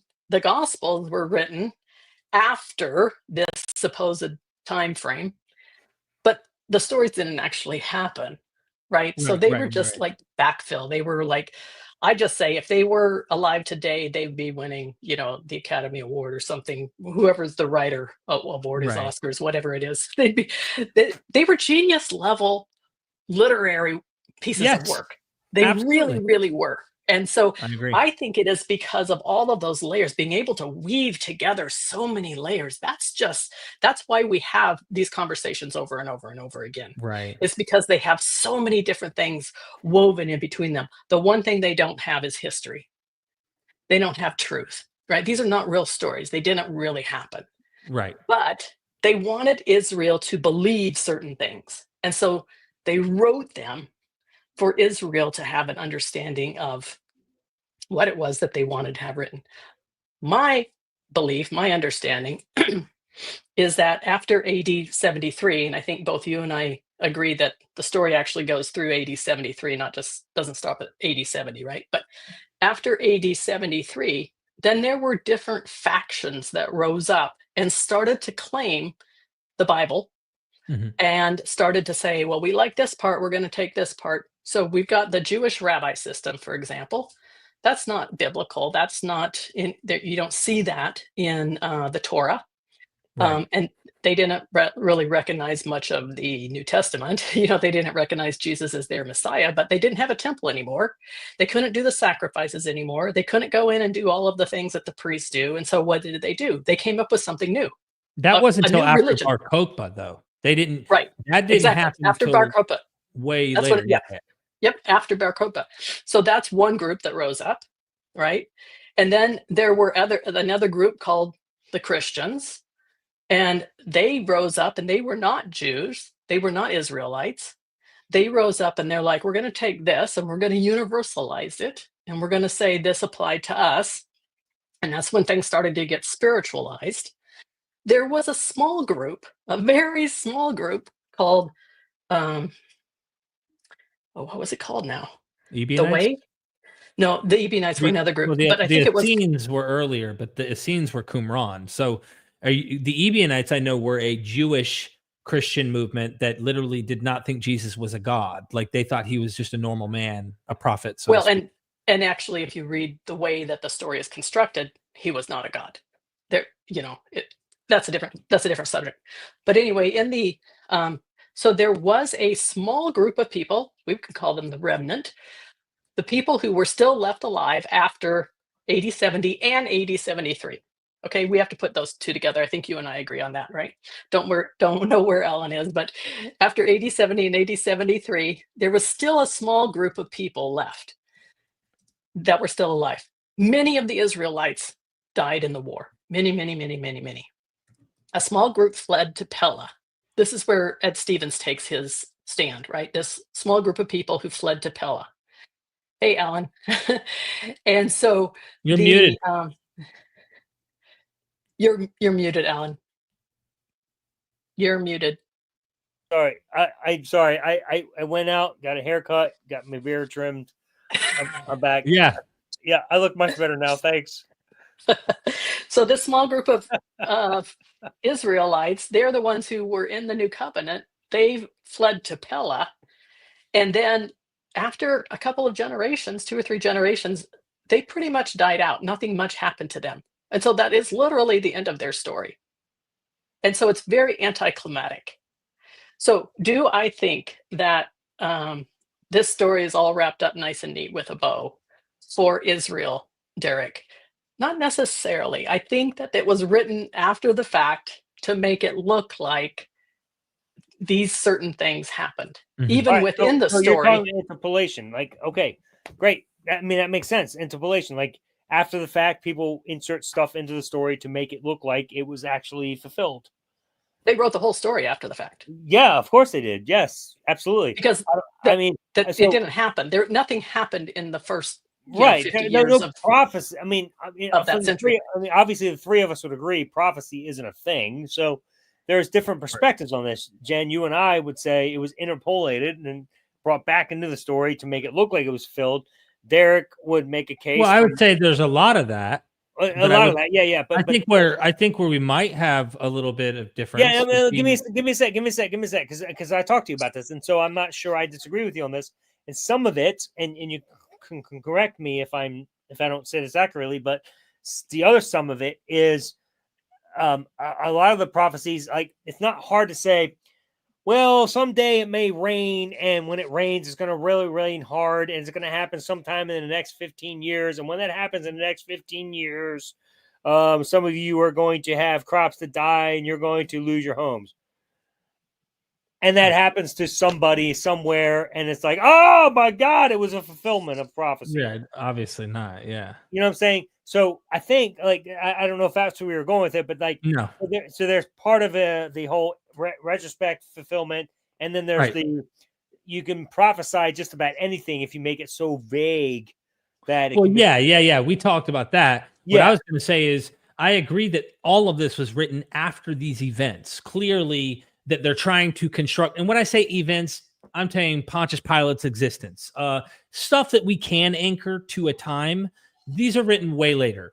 They're writing the story later, constructing what I think is a story. Like, I don't think if there is anything that could possibly be there, there's no way now to know. That's how bad it is. It's so bad that there's no way to fact check that. The one thing I would say is, when the author is clearly implying the Jerusalem temple's destruction, they are hinting at a historical event, a destruction of an actual temple. So there is mythic history in a sense. Acts is a mythic history to me. So they are presenting you with something, and some scholars lately have been really like blowing my brains. They think that this isn't 70 AD. They think this ultimately is like Bar Kokhba material, that it's actually trying to explain why it ended, like the whole issue in Bar Kokhba's period. It's something worth, checking out. But I guess what I'm getting at I agree with that. I think that if you look at, like I was saying with Daniel, right before Dom Preston put his gun down, because, he had Jen hostage. Totally kidding, Don. Don, I'm kidding. I'm joking on record. Don, he's totally kidding. It wasn't totally kidding. It was William Bell. It was Bell, okay? No. But yeah, the way the scholars pointed out, this was written acting like Daniel's back here. He's clearly not in Babylon. He's clearly not in Persia. And the scholars noticed that a lot of the historical claims about Darius what was the name of the Babylonian king? Nebuchadnezzar went insane for 7 years and went out. That's not grass and shit. Yes. You want to know what's funny about this? In actual Babylonian historical documents, it wasn't Nebuchadnezzar. There was a guy, Nabonidus, who but listen, he didn't really go insane. There was propaganda about him because he was a moon worshiper. He worshipped Sin, S-I-N. I know it sounds bad, but it's the name of the god. Horrible. Hell, man. Yeah. So that's like hell, dude. Come on. Listen, he loved sin, okay, and he bowed down before sin every day. But like what they do is they say like there's all these little elements that he gets right up to the 2nd century at a certain point, and then wrong. All I'm saying, where I'm coming from, is the author is saying that this destruction, if you grant it is 70 AD, which I tend to go with, just to say, I think the implication is not a stone is left upon another. That is that Roman-Jewish war, I think, that Josephus is hinting at. I believe this big event gave apocalyptic fervor, that when you see this happening, which they probably wrote this sometime after the war, then be ready, like the end soon. It's the same thing that happens in Daniel. Once Antiochus Epiphanes actually does these things that Daniel's talking about, Jews are losing their mind. And it's not just in the Bible. We have a scene where, who was the guy? One of the Roman leaders that's competing against Augustus in the 1st century BCE. I can't think right now. He went into the Jerusalem temple. Huh? Oh, not Caligula. You're talking about somebody who actually went, Titus, or no, BC. No, BC. So this is he was a competitor with Augustus, and he wasn't a Caesar, but he was trying to take the throne. Anyway, he had a lot of power. Mark Antony. That's who I was talking about. He goes to the Jerusalem temple to find out what's behind the Holy of Holies. He wants to know what's in there. He opens the curtain, and he's like, you mean I came all the way here for this? Like, there's nothing there. It's bullshit. Like, he was just like, what is this? The Ark of the Covenant. It's got a stone tablet and a rod in it. the Jewish priests lost their minds, and they believed that, obviously no one is supposed to go back there. They have their covenant system of only Levites and only high priests and such. Well, he did it. And they believed and he didn't die. He didn't die, right? Cognitive dissonance probably kicked in on that. But they believed that this meant the end was about to happen. It was a common Jewish thing to think the end was about to happen. You also have Caligula. Like you brought up Caligula. God knows that guy. They were losing their minds thinking, oh my gosh, statue set up in the temple to be worshipped, all this kind of stuff. So like, I guess we might be reading these a little bit different, but again, I can see your model, Jen, working way, way better for preterist, because they already have that framework of like, it had to have happened. You're just saying, okay, look, it's like the dog that pooped on the carpet and you shove his nose in it. Do not, you know what I mean? Yes, like, dude, oh my God, I have to analogy. I mean, what honestly, a great analogy, dude. That is absolutely perfect. It's Holy true, crap. though. No, it's so true. You're absolutely right, dude. Yes. The other Holy thing dog is, crap. Yeah. I'm just thinking like full circle again. I think we all would be, because I do have to go here in just a second. I think we all would be like, okay, whatever model you think, whatever position you're like really wanting to entertain here, what really, if this is true, what really has become of any of it? Dude, like, I mean, Derek, that's the problem. Like, that's what I wanted to demonstrate with the show. And I'm sad Tristan wasn't here, because I know he would have brought yet a fourth perspective to this. And it's the whole idea is if we had 6 other former full preterists, all of us would bring 6 more full preterist perspectives to it. None of it just doesn't work. Like, that's the whole point, is there's so many flaws to the full preterist system. And yet, full preterism is the best possible explanation of Christianity. That's what's so sad about it. That's what we all bought into. It was the last step for us. It was like, yes, this is going to work. You got to the top of the mountain and you're like, I'm about to see the most. No, you're just like Mark Antony. You go behind the Holy of Holies. Nothing. Yeah, it's like what the hell? Yeah, it's like over the rainbow. The Wizard of Oz. Yeah, Wizard of Oz, right? Yeah, you pull the curtain back and you're like, seriously, dude? Yeah. That's it? This is what we get? Look, I don't think we're trying to strawman. We know that it's a great placebo. We know that it's an excellent, you can get experiences out of Christianity. We did for years. We're just saying you can get those outside of it. We're trying to make the point you don't need Christianity to have that amazing, the world is wonderful and I'm in awe with the greatness of life. And like all of that's there without needing this. So yes, and not only that, but as a Christian, and me and Derek and Jen, and I promise you, if Jen, Tristan and Dustin were here, or Tim Mills, or Matt Dillahunty, or Josh Bowen, or any other of the deconversionists that I will eventually have on the show, every one of us would say, it doesn't matter if you venture all the way to full preterism to find the answers that fit the puzzle piece.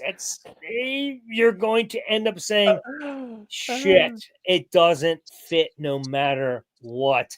Nothing answers the problem with the fact that there is no substantive evidence that God exists. Period. We are all just craving something that we were brainwashed to believe exists because we want it to be so, and it's just not so. And the best explanation that any of us found is full preterism. That is it. That's the end of the line, folks. Oh, unless you consider covenant creation, which is a branch of full preterism, which also I would say is the correct interpretation thing. But it's the end of the line, folks. That's it. And I want to and you'll keep going and you'll keep going, but you'll never find the answers because there are no answers. It just doesn't add up. Have you seen this clip? This is great. This guy Osho, he was a cult leader too, by the way. I added it, right? He was a cult leader, mind you, but his answer actually makes it's true what he's saying. But yeah, this guy was his own little cult leader, by the way. Sure. Do it. All right, hold on. Let me put this on max full screen. Here we go. Ready? Set. Yeah. Do you consider yourself a god? My God. There is no God. So how can I consider myself a God? God is the greatest lie invented by man. Why? Wow. Because man feels so helpless, so afraid of death, so burdened with life's problems. And because he has been raised by a father, by a mother, and those were the beautiful days, no responsibility, no worry. Somebody was taking care of him. That psychological childhood is projected into all the religions. God becomes the father. And there are few religions in which God becomes the mother. It is a simple psychological projection of a child. It has no basis in reality. And whenever you are afraid, whenever you are in trouble, you start seeking help.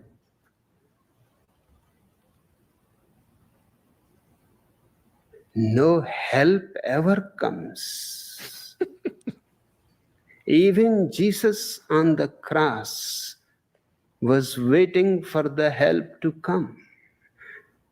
And finally, got disappointed and shouted, "Father, have you forsaken me?" A great doubt must have arisen in him. He's assuming a great it's the risk. question. Either way. Nothing is happening. And he was believing all these years that God will come to save him, his only begotten son. Nobody came. Jesus Christ must have died in utter disillusionment. I don't have any illusion. I cannot be disillusioned. Tell me that wasn't gangster. Dude, that was totally gangster, bro. Oh my god, dude, that was so Gangster. good. Wow. All right, that's I can't think of a better way to end the show, honestly, Derek. Thank you very much. Jen, thank you for joining us. I didn't know if you were going to make it. I just was trying to wing it. I'm like, yeah, no, dude. I appreciate it. Yeah, Jen, thanks for showing up because Derek and I did the best we could, and then you showed up, and this became a show. So, well, sorry, I got the time wrong. So that's all right. I forgive you. Nobody's perfect. You got the timing wrong. But let's just entertain a couple of these quick questions. You guys cool with that? Sure. Because and then we'll head out. Joey asks, does atheism contain any truth? Jen, I'll let you handle that. Does atheism contain any truth? It's kind of strange because atheism is simply not believing that any God exists. So I guess that's true. So yes, that's it. Yeah, it's not like a Eric. Would you like to add to that? That's literally the definition. It's literally just saying that we don't believe there's a God. Like we literally are not persuaded there's a deity. So, you know what usually happens is they want to go to like epistemic, reality. How do you explain this? How do you have truth? How do you know what is right or wrong? How do you understand 1 + 1? Like that's where they start taking it into mathematics and other issues. So they want to try and justify their reasoning for how we can even compute or have knowledge to begin with. It becomes a presuppositional argument is all they're pretty much getting at. So right, I got you. All right, so Tom Cattle asks this very pertinent question. I don't really understand how it relates to the show, but Derek, why don't you answer this? Is this chat flat Earth? I'm not. Thank you. That's it. All right, good. Joey asks, where do atheists get their truth from? Oh, that's a good question. Jen. Well, we get it from facts and evidence, which is where everybody should get their truth from. What is ironic is thinking that you get your truth from a fictional character in a book of mythology. Yeah. When Jesus says, I am the way, the truth, and the life, we literally have zero evidence that Jesus ever existed. Zero, right? There's no facts there. There's no evidence. So one of the greatest ironic statements in the entire history of the world, I think, is thinking that this fictional character in a book of mythology is the truth.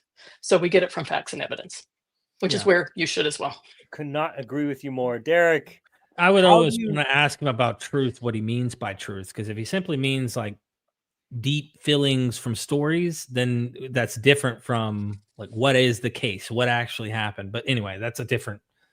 Go ahead. No, it's fine. Jen answered it fine. Yeah. Whatever. Joey asks, how do you know whether your mental faculties are capable of logic, rationality, and reason? Derek, how do you answer that? I mean, how would I know? I don't know. I could be a brain in a vat. You could be. Go figure. I say that all the time. Again, and they could be too. I mean, honestly, but of course, how do they know? They anchor it into an ancient book, as Jen has already said, with a fictitious god of texts that are loaded with mythology, and that is their thing. Why not the Hindus? Why not the Muslims? And by the way, the apologists in those arenas, Hinduism, Islam, you name it, they all do the exact same thing you're doing, basing it on their system of mythology and their deities. So why is yours right and theirs is wrong? I would reverse the question on that. No, I agree with you. And look, I'm gonna throw in on this. Like, listen, you have no idea whether we are brains in a vat or not any more than I do. If we're gonna talk just absolute possibility, right? You literally do not know whether that is true or not. I don't know that. You don't know that. We could literally be experiments of aliens where we are just put down here to, to test what brains look like when you create them. We don't know that. Virtual reality. We could be a video game. Yeah, exactly. We don't know that. The point is, when we decide that we are going to come to grips with certain agreements, like, okay, We are not brains in a vat. Okay, we're not video games. Yes, we live in a real system where you and I exist, and my name is Alan, and your name is Bob, and we can actually have a conversation and use real words. If we can agree to those terms, which I think are reasonable terms, because that's the world we actually live in, because since we don't actually know for 100% certain that we aren't just brains in a vat, we have to come to certain terms where we say, okay, let's begin here. Yeah, you have to start here. Yeah, you have to begin at some point. Yeah, you don't start with an abstract deity. Right. I mean, we could start there, but if we start there, then it's like, why are we talking? Because if we're starting there, then you don't know any more than I do. So what's the point? Again, I think testable, observable, repeatable data points that we observe on a day-to-day basis that we can all share. And by the way, Joey and everyone in the chat also uses the exact same logic, rationality, and reason to survive on a day-to-day basis. And if we can extrapolate from there based on our experience and observation, testing, observable, testable things, not hypothetical illusionments, if you will, disillusionments. Absolutely. And everybody who ever asks these questions lives in the same realm that me, Derek, and Jen live in. None of you live in any different realm. All of us presuppose that this general world of uniformity of nature exists, so that we aren't brains in a vat. So when you ask these questions, it's frustrating because it's almost like you're trying to trick us based on some theoretical idea that we don't actually exist in the real world. But if we actually exist in the real world, then your questions don't actually make sense, because in the real world, logic is concluded by the same evidence that all of us share. It's called science. We all do the same thing. We experiment, we test, we trust the data. We look at the tests based on consistent what do they call it? I'm drawing a blank, like I do in every episode I ever do. Multiple people, friends, not friends. That's not the word I'm looking for. Attestation, peer testing. So it just took me a second. Peer testing, right? So when a whole bunch of peers test the same data and they all come to the same conclusions, we all look at this data and we say, okay, this has been tested 1,600 times. We've all seen it. There's no reason to believe there's anything different. If you come in and you say, but there must be some other God out there that's not based on this same scientific method, that's silly. If I may, just to chime in with you, Jen, on this, I think, isn't it kind of interesting that we're making such a big deal about a deity that only gets named within a few thousand years ago? And like, humans have been worshiping animals and spirits and wind ghosts and gods for like 30,000-40,000 at least years, long before this. So the construction, or even the whole topic of what a god is, seems human. So that's why it's like, very much so. Yeah, very it just much seems to me. Let me add something a little bit different to answer Joey's question here. So in any college or university, and you can take these classes for free online now, thank you to the internet. We've got psychology classes, we've got sociology classes, we've got logic classes, we've got classes about critical thinking skills. We've got all kinds of classes to teach you how to think. And I would venture to say that most Christians have not taken any, or at least very many, of these classes. And when I took these classes, some in college and some just outside of college on my own, those are what changed the way that I thought. Because before I started taking some of these college classes, I thought the same thing. Okay, the Bible must be true because I've always been told it's true. God must be real because I've always been told that, right? But when I started learning these critical thinking skills, when I started learning psychology and sociology and logic and all these kinds of things, it actually made me start thinking very, very differently about the type of questions that I asked. And so when you asked, how do you know whether your mental faculties are capable of logic, rationality, and reasoning? I would say go to school. If you have not gone to school and learned this for yourself, then you are the one who doesn't know whether you are capable of doing this, not us. Well said. Great. Thank you, Jen. That was really wonderful. Dustin LRB says 1 John 3:9. That is, no one who is born of God will continue to sin because God's seed remains in them. They cannot go on sinning because they have been born of God. I mean, coming from three atheists, I don't put much stock in the Bible at all. So I don't have a comment on this. Do either of you two care to comment, or should I just move on? I hate it when people throw out a random verse I with know, no it's just- context behind it. Well- if you don't have context, then And it's also a verse of the Bible. So to me, it's like whatever. But Derek, do you want to comment? Yeah, I guess the only thing I'd say, because Dustin he's a friend, he's a fan of the show, Okay. is simply what you just read there. How often, or I don't know a single Christian who ever actually can, according to what the text seemed to imply about the behavior you should have, they all fell that. So at some point, each Christian should probably, if they believe that text, as you said, literally, they should internalize and go, do I not have the Spirit then? Because clearly, what Spirit, right? We talked about that earlier. But Jim, Yes, you weren't around when we were talking absolutely. about the Spirit and how it's such a problem. So anyway, but we don't have the time to get Thank into you, Derek. I appreciate Yeah. that. That was helpful.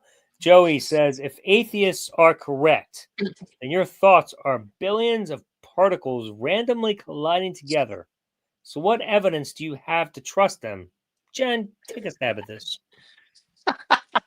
So Joey has a whole bunch of random stuff actually that he is putting up here, and he is assuming that all three of us agree that everything that came together to make us who we are today was random.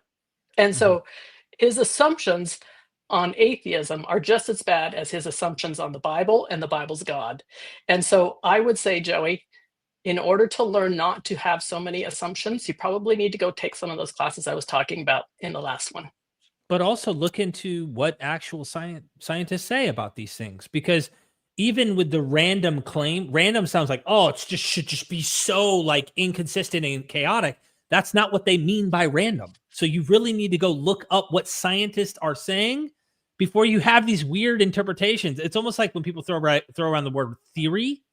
They don't understand like theory within science is different than you and me colloquially going, yeah, but that's your theory. Well, that's a different usage in theory and science. Is like a much more robust claim versus us Right. using it like, oh, that just means your opinion. Well, that's not their opinion. Yeah, There's like exactly. a real, No. Anyway, it's a whole different, Yeah, no, And go you're study absolutely natural Yeah. selection. Scientifically speaking, Exactly, Jim. theory is an actual specific thing versus just a concept we use. But Joey asks follow-up question, and I mean, it's fine. If atheism is true, why bother to get out of bed when every thought, word, and deed you will ever have will be destroyed forever? Any Please let me atheist answer out this. there who can justify getting out of And bed? then I'm next. Please let me say Okay. this. This is going to sound bad, but Joey, if Christianity's true and you're going to heaven and life sucks here on earth, why don't you off yourself and go there now? Now, obviously, Right. I don't mean that literally. Do not take my No. advice here. I'm making a point. And an No, you're making a point, right, an ancient philosopher was approached by actually mystery cult religions before Christianity. Two of these missionaries were trying to convert him into one of their mystery cults, and they said, "Please join our mystery cult." There was the Orphics, and he goes, "Well, what do you have to offer?" They're like, "If you believe in the Dionysian mystery cults and join, you're going to live in Eleusinian fields and glorious afterlife, immortal. You'll live forever, right?" And he goes, "Why don't you kill yourself then, so you can go there now?" And they walked away and had nothing else to say in this text. So, like, it's stupid. This is so dumb. Honestly, I have to admit, you really don't get it. Are you only good because Christianity or the Bible tells you to act a certain way? Why don't you go and actually murder your brother or your sister or your mom? Is it not altruistic of you to not do that? Like, it's common sense.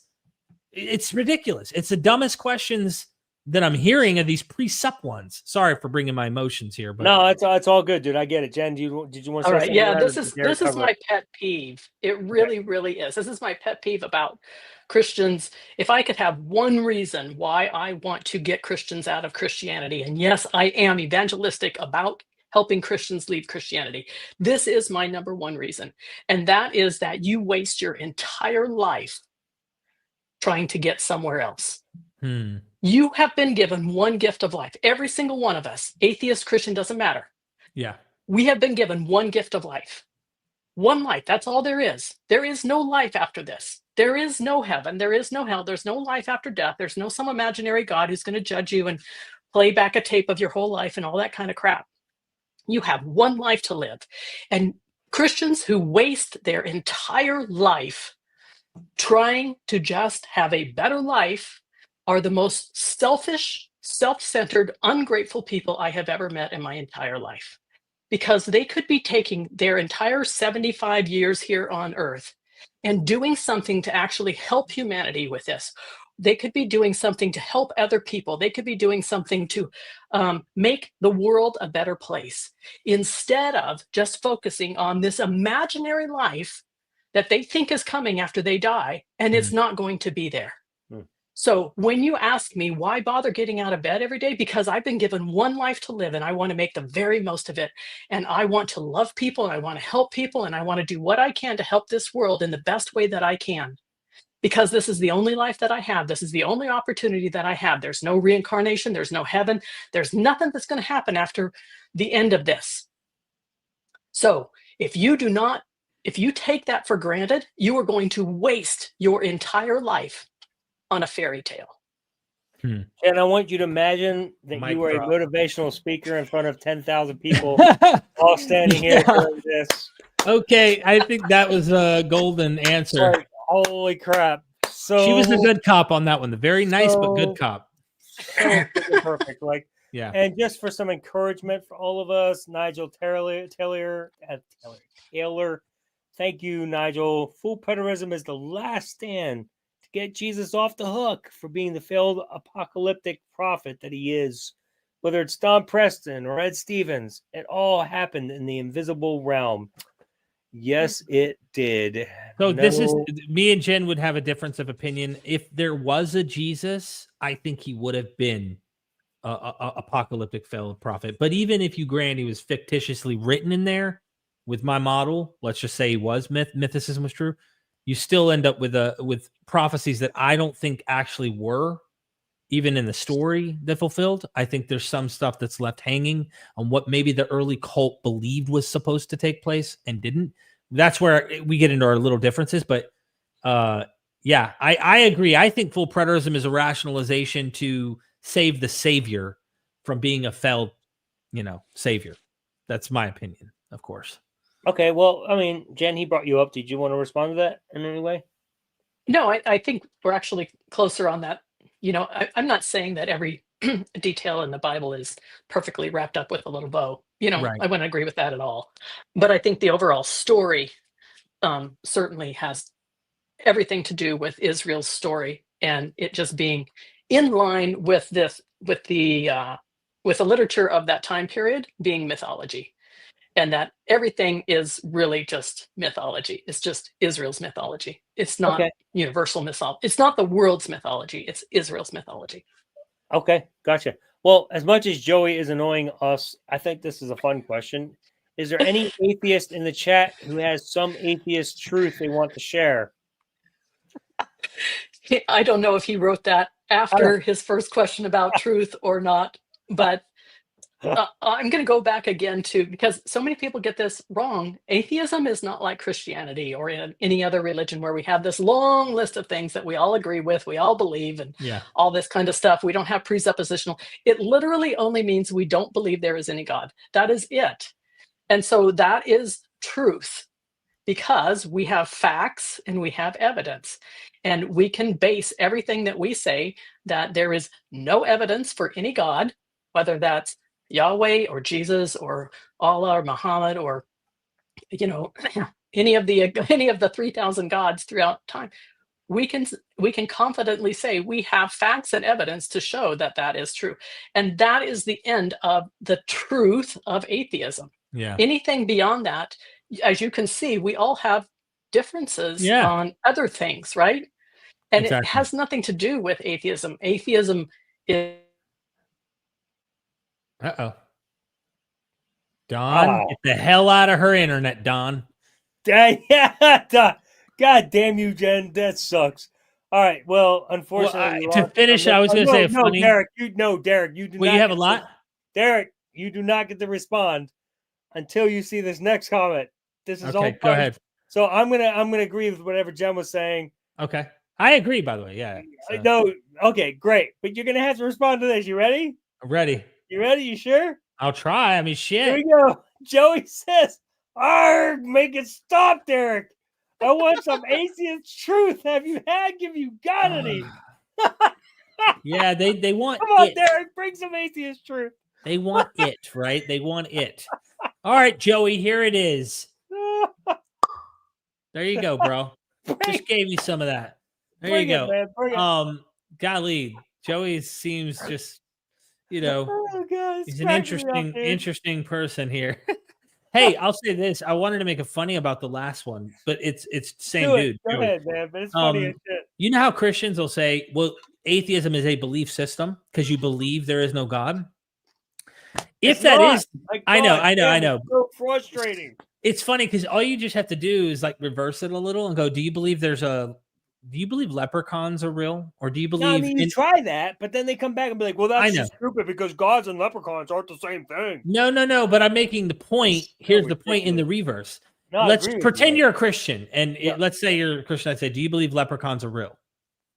I mean, if I were being honest, I would say no. Okay, so if you're saying no, I would say that's a belief system. Correct.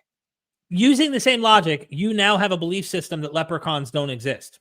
Right. How stupid is that? Right. No, it's so dumb. Stupid. Like, and now I have to present to you my whole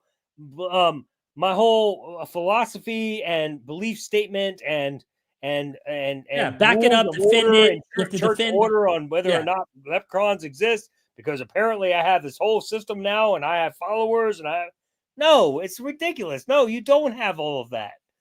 No, I agree with you, dude. It's like, it's absurd. Yeah. It's absolutely absurd. Just silly. It literally frustrates the hell out of me when Christians try to turn the tables and be like, oh, well, you guys have a belief system too. You believe God doesn't exist. And I don't believe leprechauns exist, and it doesn't take much for you to obviously also chime the same sentiment. Right. Like, does that mean you had some deep, sentimental, philosophical, rigorous depth in trying to understand why you don't think leprechauns exist? Well, we say that because we do think that the category of God is fictitious, like leprechauns, or at least it's a mental, thing. I think it's more of a human construction. But anyway. Right. No, leprechauns or gurings or glubulas or blah blah blahs or the blah blah blah, whatever you call them, or yes, or galugaloos or springaloos, or like you go on and on, go on and on and on and on forever, dude. Pick any sort of vowels you can put together from the freaking alphabet and just make up some term. And you say, do you believe they exist? Nobody, well, it's not the same thing. It's exactly the same thing. Yeah. You're quite literally making up an idea and saying you believe it because you can't think of any other possibility, but yours must be right because you came up with it. Or someone else came up with it and you inherited it. But either way. You inherit, right. Yeah. Right, exactly. Like, but when I present my idea of the Caligula, that's not good enough for you. It has to be God. Why? Because it's the shortest three vowels that we came up with. Like, what reason do you have that God is the reason? Like, it's so frustrating. Oh, Jen's back. I don't know how. I'm sorry, Jen. I don't know how long you've been back. I was just, how many more do you have? I got to wrap things up because I got to get dinner. I smell it, dude. I'm sorry. I smell the atheist truth in the air now. I feel like I just spanked. I guess got spanked by Derek. I'm sorry. Sorry. All right, Derek, whatever. 1954? 1954. Yeah, that's in the book. When Prophecy Fails. I don't even know what that is. But you're in a rush to go, so I gave you the hard one. No, that's the Leon Festinger, the UFO cult that failed in 1954. Oh, all right. Anyway. That failed. Not failed, but failed. It felled like a tree, like a felled tree. It felled. Yeah. Okay, I'm scrolling really fast because Derek has to leave. Whatever. No, it's all good, man. I'm just joking around. We've been on way too long. This was not supposed to go this long. We're supposed to end in less than 2 hours. I totally apologize, Eric. You are one of the most busy people I know because you got so much going on. You have no clue why I was late I was in the jacuzzi. I think I told you. Okay, go ahead. Yeah, also very important. But I'm not gonna downplay that, because even a dude who is busy as you are needs downtime. I do need downtime. You I was getting my absolutely atheist do, truth with going, you, bro. with your family, whatever, bro. And the Atheist fact that truth. Yeah. it's totally cool, dude. I do not knock you, because I absolutely 100% believe all of us need downtime. So don't even feel bad about that. Homemaker calling. Oh, always when homemaker calling comes in, we need to ask questions. All right, here we go. Most aren't even sure what their gospel is and how someone is saved today. Yeah. And what are we saved from? I mean, nothing, in my opinion. You guys have any better answer? This person, What'd you say, Jen?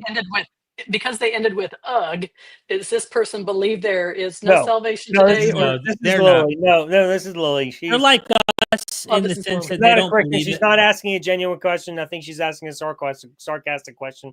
But I just wanted to see if you guys wanted to add it's just rhetorical then. Yeah, it is. Yeah. But I wanted to give you guys a chance to just ask it, answer it. Yeah, if you wanted to. All right. I think it gets into the different weeds of different. Yeah. All right. So I got one more real question, I think, and this is it, and we will end the show. Yes, we do. It's from Scott's Episcopalian.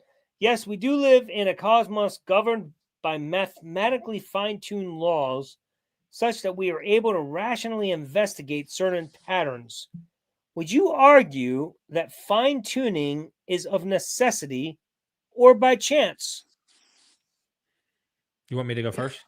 I don't care. I don't have any answer to that. I don't even know what they're asking. I mean, I don't know the answer to this because, first of all, I don't know if anyone does, and theoretical physicists do their best to try and understand the cosmos and everything in it. And there are some who argue that it is a brute fact that things just always have been this way. No creator needed. It just is how the universe is, ultimately, period. That's just it. And then there's deductive reasoning on why some would say it's unlikely a God would do it when most of the universe, there's no life. It literally is death everywhere, and I'm using the term death to mean no life can even exist anywhere. For most of all of this universe, there is no life. We're lucky on this planet. There's probably other ones out there.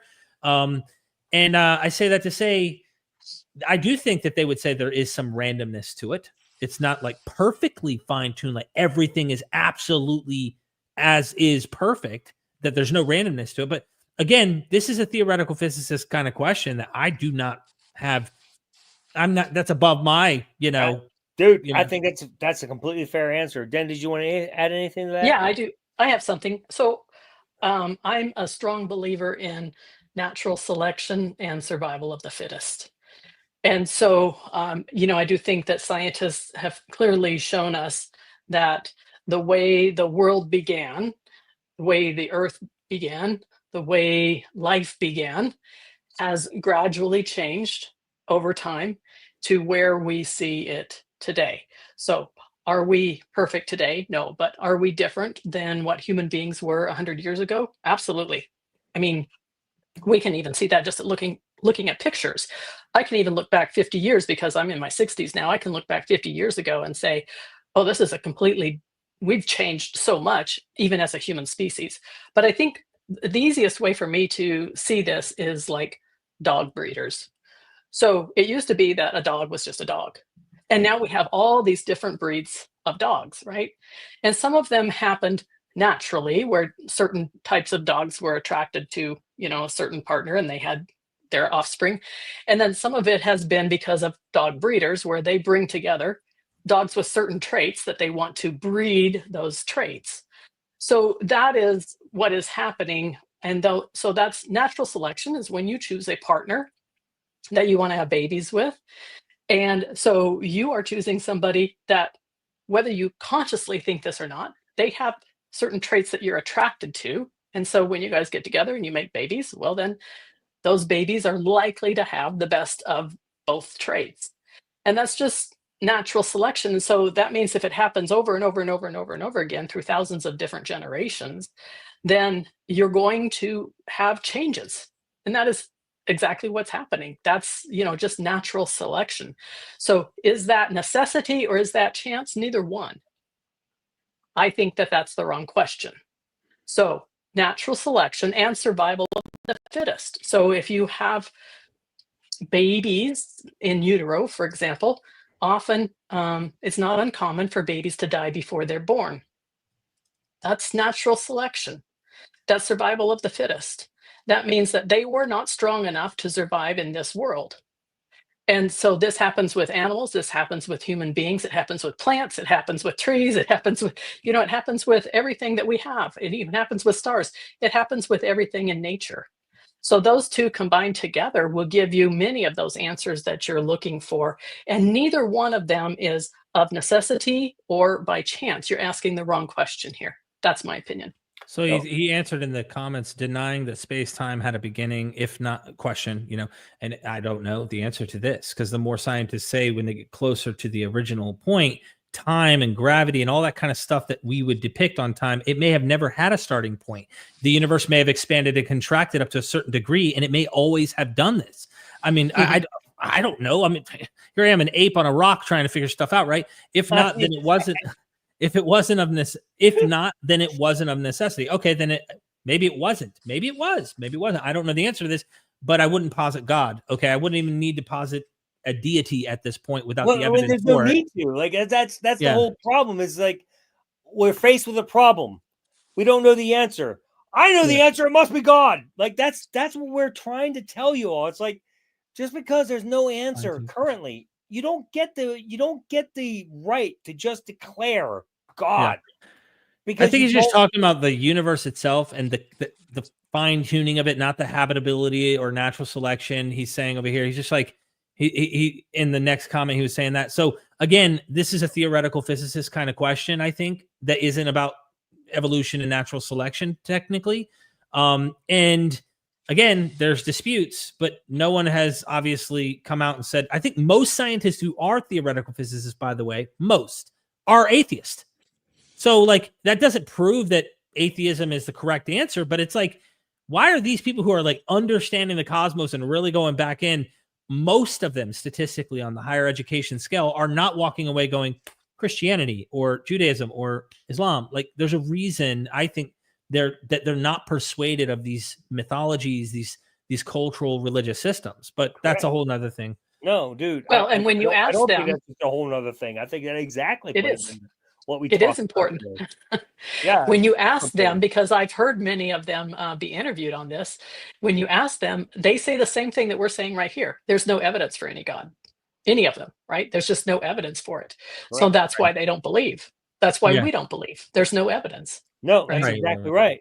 And full preterism notwithstanding, there is not enough there. Like there's no good reason to believe that a God exists.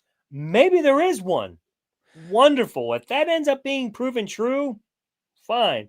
But oh my goodness, after 2,000 plus years of trying to prove this God, and you've gotten nowhere closer than you did when you first started trying, goodness, at some point it's like maybe it's almost like trying to build a Lego toy with Play-Doh.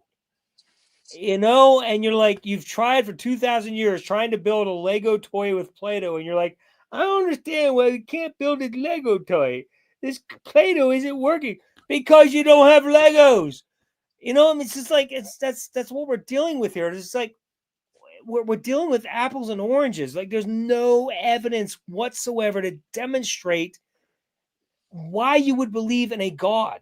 That's what in Scott's is he appreciates we're bringing up the question, but he says basically none of you have an answer to one of the key arguments for theism, which by the way it is.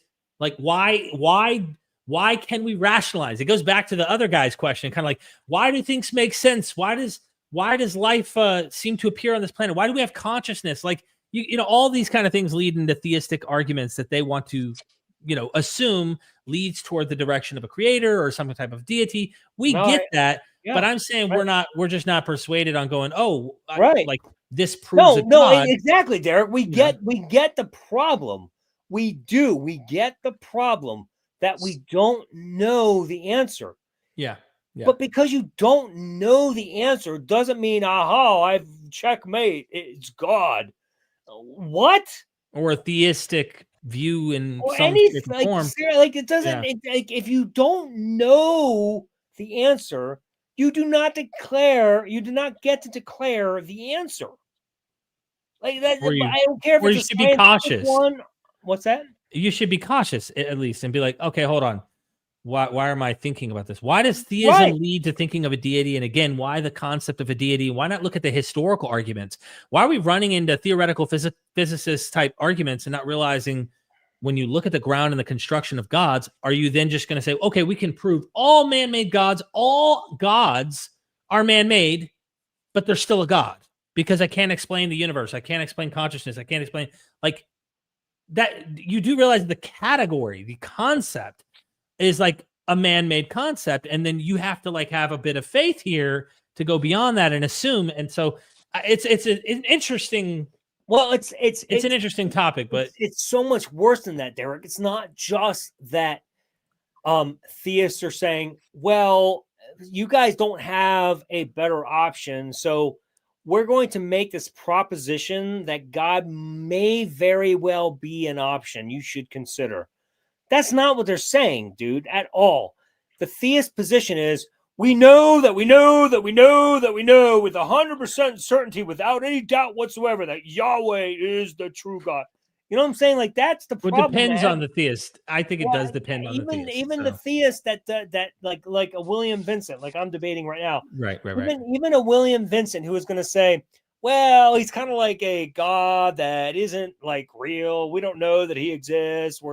He's like a fish. Like I swear to God, in my last couple episodes, it's been like trying to catch a fish. I love this guy, but like, dude, his definition of God is all over the place. Anything to preserve it without any definitive, construct whatsoever. It's just God is this. Just this is God. And if you try to nail me down, I'm going to go over here. And if you nail me down here, I'm going to go over here. And when you tell me this, I'm going to go over here. Like God is everywhere. There's no freaking way to nail God down in that kind of a construct. So my problem is Christians will declare, I know God exists 100%. But if you try to tell me what that is, I'm going to go over here and I'm going to go over here and they can't nail it down because Christians don't know that God exists. They don't know what God exists. They can't comprehend the only God they think exists. And so it's just God exists and I know 100%. But they don't know 100%. They know about the same degree that scientists know that energy is the cause of everything, or the Big Bang, or the singularity, or whatever it is. And so science says, well, we don't know 100%. We think this is a possibility. And if we discover it's wrong, we'll shift. Christians don't do that, dude. They do not. And they don't. Christians say, no, I know it's true. And even if science were to prove it 100% wrong, I would still believe in God. Tell me I'm wrong. I mean, there's a lot. Yeah, they will. It depends each person because I meet a lot of different kinds of Christians, but I do think for the most part that again, you're right about a lot of this. For the most part of the people I've engaged, fundamentalist types. Yeah, I mean, the difference is. I think the difference in what you're saying there, Alan, is that the scientists have a lot of evidence for energy. They have a ton of evidence, right? Now, they can't come in and say 100% at this point, but they have a ton of evidence. So what evidence do Christians have for their God? Or what evidence does any religion have for their God, for that matter, right? None. It's completely faith-based. Zero. Right. So that's the difference. I think it's a massive difference. Even though we cannot be 100% certain on what science says right now on how we got here, it is the best explanation that we have with a massive amount of a massive amount of evidence, right? Versus the Christian having the God of the gaps. Really? Correct. It's just if they don't know the answer must be God. Correct. With zero evidence. So if you were in a court of law, which I like to use this analogy a lot, and you're weighing the preponderance of evidence, you have zero evidence, zero, because the scale is going to go way up like this for the Christian God, and you have a huge amount of evidence for energy, for example, right? Correct. And that's a massive difference. No, it's a huge difference. Absolutely. And that's my point. It's not that Christians are saying, well, we don't have enough evidence to prove this theory, but we're making a proposition. Maybe God is the alternative because you guys don't have absolute proof. I actually could live with that if that's what they were saying, but that's not what they're saying. Christians are But saying, even with a proposition, you have to start with something. Even with a proposition, you have to have some reason why you have the proposition, right? Well, I mean, sure, but I mean, I would be willing to grant the proposition based on the idea that we exist, and you look around, and sure, they might say it appears as though we're created by intelligent design, and it appears we're created to begin with, and it appears that nothing comes from nothing, so something must have, you know what I mean? So like not that I agree with all these propositions, but I'm saying like they have enough to say, here's a proposition. A proposition is far from a theory. It's 2 steps lower than a theory. You got a long ways to go for a theory. Science has theories. Gravity is a theory. It's a very well drawn out theory, and it's actually provable. Christianity has nothing more than just a proposition to say, well, since nothing comes from nothing, maybe God's the answer. I mean, I'm like, okay, let's test that proposition. The problem with Christians is they're not willing to test the proposition because you can't test the proposition. As soon as you test the proposition, that proposition is proven false. It doesn't go anywhere. So what you're saying, because the proposition is not based upon anything. Exactly. So what you're saying ends up being true. There is nothing there. So that proposition gets proven false within 30 seconds. So I agree with you. There isn't there, but they do have the right to present a proposition. But to say that proposition is actually fact is absurd. It's absolutely absurd. I know that. No, you don't know that you know that you know that you know. You don't know this. You are brainwashed to believe this. And that is the bottom line. And that is why people like us who were so entrenched in Christianity, I'm talking about you, me, Tristan, Dustin, and Derek, all of us were so brainwashed into Christianity that we had to find a solution to make sense of this whole thing. And we all turned to full preterism because it was the only thing. It was the last step any of us had to make any sense of this thing. And when that didn't work, we were out. That was it.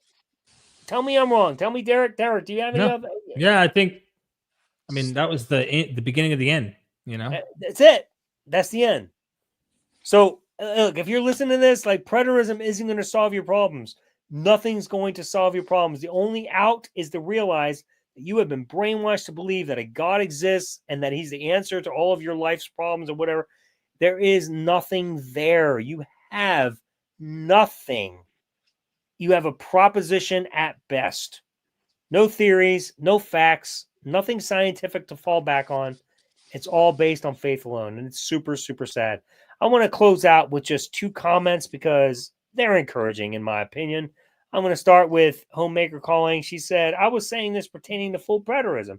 It's another reason it fails. No consistency pertaining to the gospel. Yay! 100% agree. That was something we talked about like 30 minutes ago because I had this, propped up. So probably doesn't even pertain in this moment. But anyway, thank you, Lily, because we all agree there is nothing to that. And then Derek, here's just a shout out to you as we close this episode. I never hear, I'm assuming it meant heard, a full preterism until I started watching Myth Vision. I'm still not sure what it is. That's cool. But either way, it sounds like she's out, and that's freaking awesome, Derek, and that's all thanks to you. So we appreciate Myth Vision. It is an awesome series. It's an awesome show, and I, for one, am grateful you decided to join this show for me and my audience. Thanks for being here, bro. Thank you. Jen, Answers from Genesis has impacted so many people, thousands, in fact, from what I can see from the Facebook group that we're a part of. You have done so much work to help free people. I thank you both for being a part of this show tonight. This has been a lot of fun. I love you guys. We will see you soon. But to everybody, the Deconversionists doesn't end tonight. We will see you next month with some other Deconversionists. Not to say these guys won't be back, because I promise you they will. But we will see you next month. You guys have a great night.